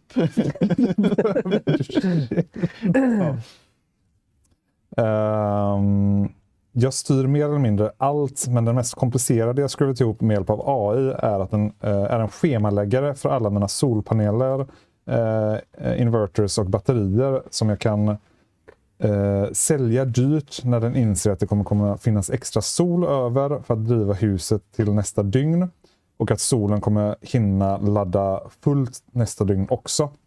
Den laddar billigt när det inte finns sol och använder det när det är som dyrast. Tjänar man ingenting på att använda batteriet, för lite skillnad på att köpa förbrukning, så får den vila. En helautomatisk lösning för att slippa bry sig om att sätta upp scheman, bevaka väder och omständigheter. Den är fan riktigt cool. Bara så här, nu har jag gjort det en gång, släppa det liksom. Inte bara, för det är väl typ det man egentligen vill åt med smarta hem. Det är ju liksom sätta upp ett system en gång och sen lite så släppa det. Visst, ibland är det kul med så här små saker som här SwitchBotten och lite sådär. Men så här, det är ju egentligen det man vill. Liksom, så här, man vill göra det en gång och sen bara okej, fan vad nice, nu kommer jag liksom tjäna tid eller energi eller pengar på det här. Liksom. Ja, men verkligen.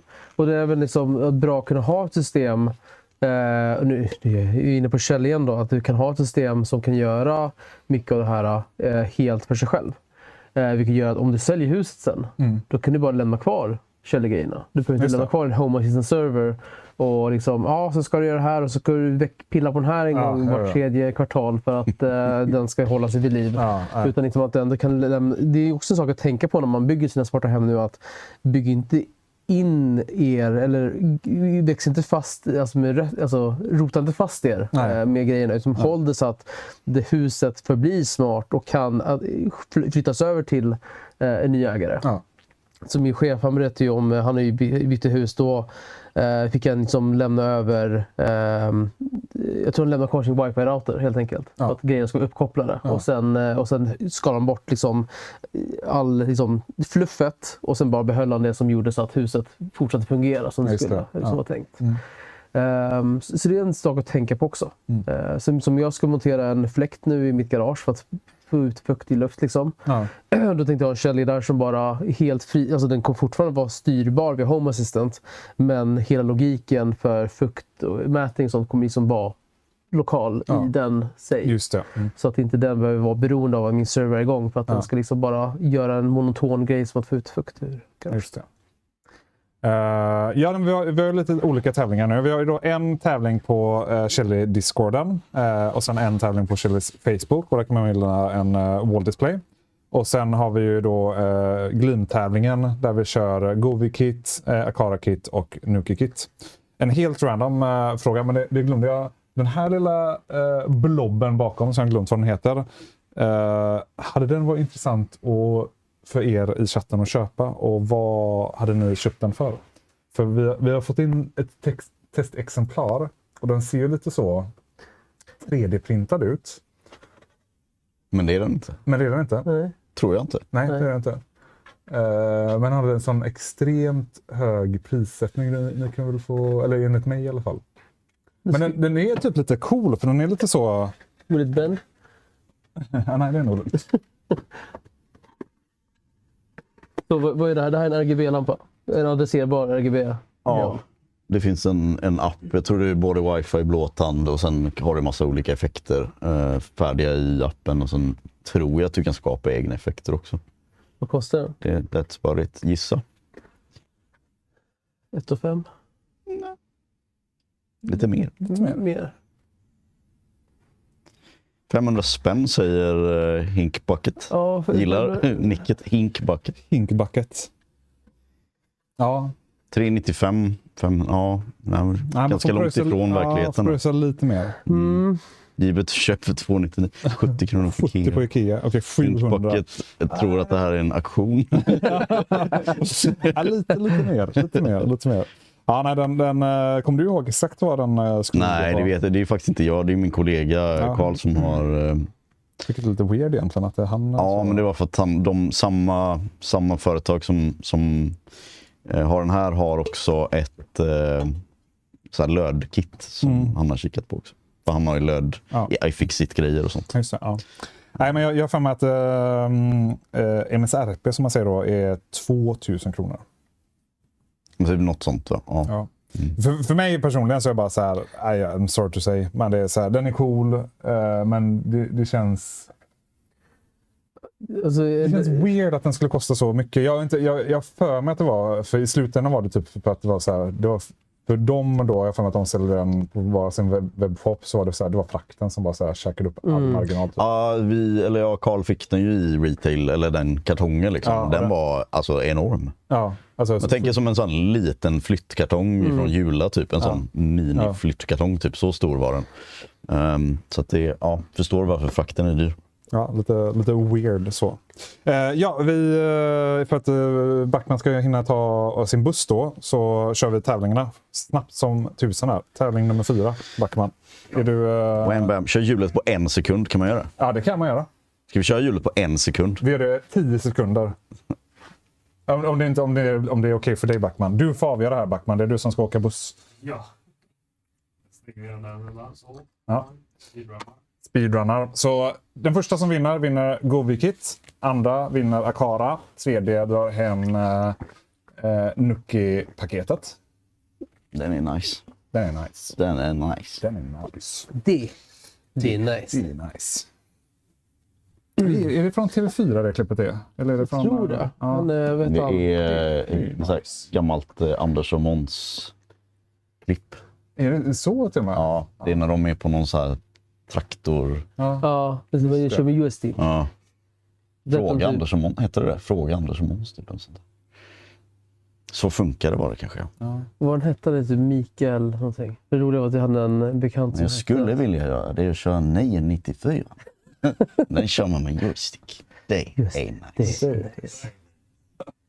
Det är en sån grej som man bara kommer gå och citera resten av sitt liv. Typ. Ja, verkligen. Ja, men vi kör nu. Nu står det bara entry, min vän. Ja, det är alltså, jag försökte göra en Carlbot-grej, men jag har tydligen inte fått privileges i Shelly-discorden att göra sådana grejer. Så det... Micke Nilsson heter han tydligen. Just det, Micke Nilsson. För så hette jag en bekant som också hette så. Så han fick heta joystick. Det var länge sedan. Du hänger ju alltid, men det var länge sedan jag såg dig i chatten.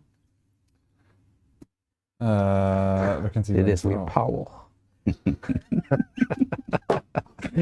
Ja, sånt ska fan kul. Hinner du Backman eller? Ja, det löser vi. Ja, okej. Annars kör jag. Nu så. Vill inte att du ska missa din buss där, tänker jag. Men jag har tagit lite... Ja, okej, men vad bra. Jag tar löpet sen. Ja, okej. Ja. Det kommer 11 sekunder på hjulet. Ja, 11 sekunder. Ja, men jag gillar det. Ja, Det är nice. Det är nice. Det är nice. Nu är det Govi-kit. Det känns inte som 11. Men det är Sven 3D. Let's go. Och så kör vi Aqara nu. Med entry är ju mitt nickname. så nära på att du liksom automatiskt vann. Ja. Backman kör hjulet med joystick nu. Ja, han bara... Det är nice. Det är Hans Myder, eller är det Han Smyder? Ingen vet. Han knockade till Nivea faktiskt. Ja, han gjorde det. Ja. Om jag inte missminner mig. Grattis, du har vunnit Riggat. ett Aqara. Ja, det är det. Det här hjulet är riggat. Dörrklocka och multisensor. Det är om man har liksom klappat Lexi tillräckligt många gånger, då min katt då, de har vunnit. Och Sir Henry, stort grattis! Du drar hem Nuki som nästan har RGB-belysning. Ja, men det borde vara det. Men jag tror det är gul, vit och röd har jag sett i alla fall. Ja. Så det är ju YWR, Ivor. Men rimligtvis borde det vara en RGB-ring i. Ja, men vi vet ju inte det. Nej. Det borde ju vara det. Ja. Men det skulle ju kunna vara... Så du måste låsa upp så här RGB puke mode liksom. Ja, exakt det jag vill ha. Man drar ringen. Jag hade ju liksom min, alltså så här, nu vet jag inte hur länge håller, how many months does the battery? 6 months? Okay. I can offer 3 months. Exactly. It's gonna be 3 months for me because it's gonna be RGB spinning around. Kan ju bara ha laddkabeln på hela tiden. Ja. Sure. Någon som är ny för Inet-communityt, vad är Lauren bakom Rattis? Jo, men det var när vi började livestreama för många år sedan nu. Så körde vi wheelofnames.com och så kunde man lägga in då liksom så här, men det här ska vara liksom ordet när någon har vunnit, så la vi in grattis då. Och så hade vi kroppat hemsidan och så hade, jag tror det var Kaugen som hade kroppat lite fel. Så kroppningen var liksom, för den här pop-upen som kom upp då, så var kroppningen lite fel.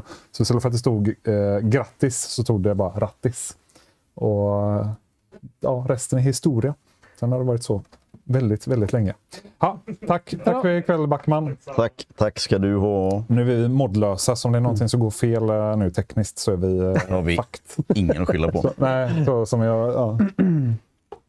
Så att vi har 2 stycken som har streamat extremt mycket som aldrig hade kunnat lösa det. Men, Nej, jag har ingen igenkänning alls på att saker strular i stream. ja, det är alltså... Det är hemskt. Och chatten de är på en direkt. Jo, tack. Man får höra det. Jo, tack. Vad är ditt värsta sånt strulminne ifrån... Alltså jag tror, jag har så många den här punkten. Hur sover du på nätterna? Jag blir så avtrubbad att det är så här. Men jag vet, värsta måste nog ändå vara typ när det är liksom en större livestream.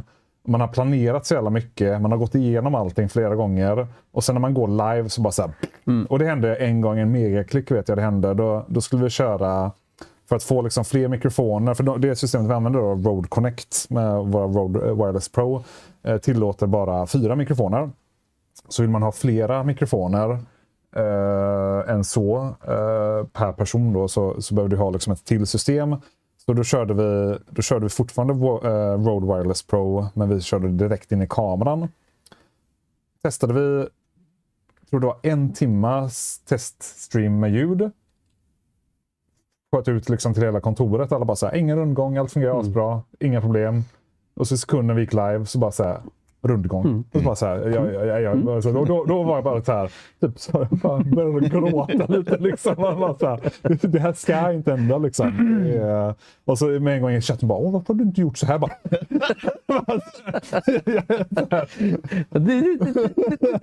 Varför är du så sämst? Man bara, oh my god. Har du testat mikrofonerna innan? Testa mikrofonen innan. Ja. Jag får PTSD. Ja, herregud alltså. Aldrig hänt mig.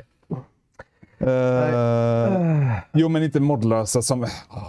Det är misstolkare. Jag vet att Thrillhouse här, jag menar fysisk mod. Även om Thrillhouse löser det mesta, så typ så börjar det brinna här, så alla vet inte, Thrillhouse har löst det mesta i och för sig. Han mejlar brandkåren.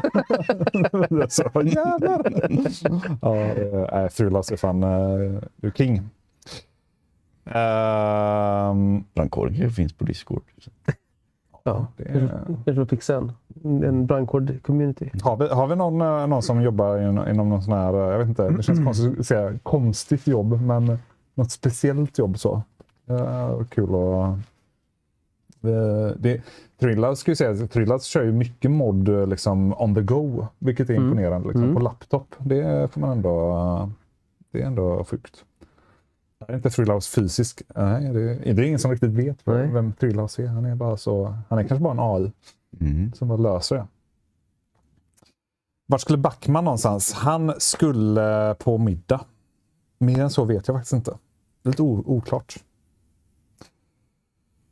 Ja. Gameartist, vad gör man då? Ja, det är ändå en liten Jag tror alltså Hobbit först bara, va? Vi jobbar som Hobbit.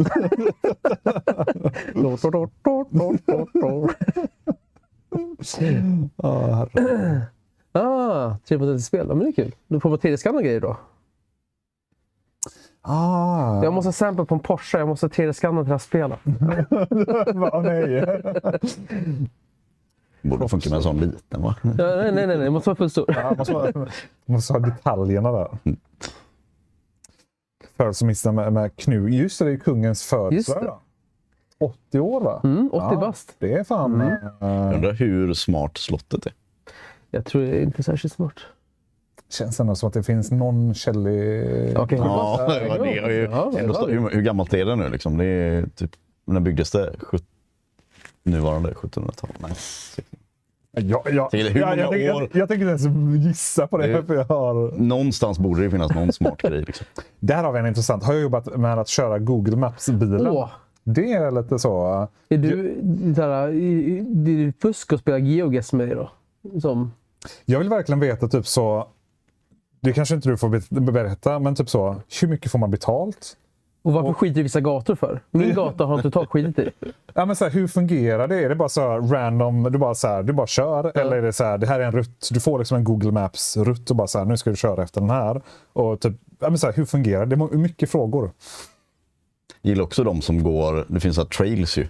När de går med så här ryggsäck med sån Google Maps-kamera. Ja, går och så har liksom. lite flås också. Ja. Jaha, tråkigt. Men liksom, du kan liksom inte bara, men det här är ju en hel väg jag har totalt missat. Du kan inte bara freestyle lite. Man tycker att man borde ju få. Fast det kanske blir fel i mappdatan om du skulle avvika från rutten. Tänk att det blir fel på mappdatan. Vem är som styr karthanteringen? Det är han vi måste åt. Ja, det är han vi måste åt. Ja, herregud alltså. Den är lite sjuk. Jag vann en Hongkong-resa av Coca-Cola för 9 år sedan. Ja. Särman, han har vunnit många sådana resor. När man ser så Coca-Cola-tävlingar, McDonalds-tävlingar, allt det där, man bara, det är inte ens värt. Det är typ 1 miljard människor som är det här. Ja. Och så är det folk som har, okej. Herregud. Nej, det är fan många coola funktioner. Ja, ska vi ta och runda av lite? Vi är 5 minuter ifrån att vi behöver börja röra oss på riktigt. Har vi några fler? Liksom, har vi missat något segment? Nej, men jag tänkte med bara en liten snabb genomgång liksom. På Shelly. Jag kom på, vi har ju blåtand i våra produkter och den är ju där för att kommunicera med produkten när vi initialt konfigurerar den. Sen finns Bluetoothen där för att prata med sensorer, Bluetooth-sensorer. Och den här sensorn pratar du till appen via den här som Bluetooth Gateway. Men du kan ju också koppla den här direkt till Home Assistant via BT Home. Och fast den här är som gateway för Bluetooth så kan du även använda den här, har den här också inbyggd BT Home i sig också. Så att du kan faktiskt använda datan som skickas in här till att göra automationer lokalt. Och det gäller då alla våra Bluetooth-produkter som dörrsensorer, rörelsevakter, knappar och ja. Så det är mycket bra sätt att ha fler sensorer utan att behöva ha en wifi-uppkopplare. För wifi drar mer ström på batteri. Och är det några fler frågor på Shelly? Det var någon först i jättetidig stream som frågade om ett jättegammalt hus och apparatdosor och Shelly-skärm. Alltså det är ju apparatdosan du skruvar fast den i. Så att det är liksom de 2 skruvarna som håller kvar din väggknapp på väggen liksom. Det är den du monterar skärmen i också. Och sen klickar du på skärmen på den modulen och drar åt en skruv för att fästa den. Men i princip allt Shelly måste precis, allting för eftermontering, de här ska en behörig elektriker installera. För det är ju liksom, det är ju ändå 220 håller på med. Det ska liksom, vet man inte vad man håller på med så kan man göra det sig själv. Man kan sända produkterna, man kan tända på huset. Så att en elektriker ska liksom utföra arbetet. Så är det. Men det är ju inte alla produkter utan vi har ju även smartpluggar och vi har ju grenuttag. Och vi har sensorer. Så det är mycket man kan göra själv. En sista avslutningsvis då så har vi fortfarande drops kvar. Så utav alla produkterna som vi har snackat om här ikväll så har vi fortfarande en hel del kvar. Med Nuki så är det värt att veta att vi även då kör medlemspris på Keypad 2. Så att den finns också inbyggd i vårt lilla offer här ikväll. Enda som är slutsålda är wall-displayen. Resten finns kvar. Just det, vi kör alla de här produkterna tills söndag. Ja, jag skulle precis säga det. Så att de körs tills söndag 23.59 går det och... Så länge lagret räcker. Ja, just det. Det skrev jag ju. Och ja, det gäller ju att vara inloggad då för att se medlemspriser. Vissa av de här har vi ju på vanliga, alltså vår ordinarie Smarta Hem-kampanj också. Ja. För att göra det lite extra rörigt. Men jag tror att det egentligen bara är Nuki-låset, men det är ju en bundling med Keypad 2 som finns med i ordinarie kampanjen. Ja. Och sen är det SwitchBotten som är med också. Men så länge man ser medlemspris så är man i hamn fram till 23.59 söndag. Så länge det finns i lager. Ja. Nu, The Pill. Ja, det här är The Pill, det som nämnde i chatten här. Det här är en ny produkt för en väldigt billig universalsensor. Den ligger runt på 10 euro på en hemsida. Så den här kan man då strömdriva via USB-C-porten på den här sidan. Och på andra sidan har du en micro-USB-port. Via micro-USB så kan du förvisso ge den ström också. Men pinouten på den här ger dig då möjlighet att koppla till tempsensorer, vilken typ av sensor du vill egentligen. Vår VD tog fram en add-on-modul till den här för att styra adresserbar belysning till exempel. Så att möjligheterna med The Pill är väldigt, väldigt många. Så det är en riktigt cool produkt. Och fun fact, när den här lades in i vår app för översättning till svenska, så när jag började så hette den p-pillret i appen på svenska. Och jag tror även på danska var också p-pillret inlagt. Så det fick man snabbt korrigera till The Pill, så att det är det den heter på alla språk. För den är faktiskt tillräckligt liten för att svälja om man så skulle vilja. Finns det någon funktion i att svälja den då? På att svälja den? Nej, eller för sig. Kanske om du kapslar in den av något sensor kanske kan mäta... Ja, om du behöver ha USB-C-kabel ner i halsen och liksom... Ja, du får ett batteri då. Så det kanske är så bra att svälja batteri. Powerbank typ. Ja, exakt. Ja, där kom vår lilla...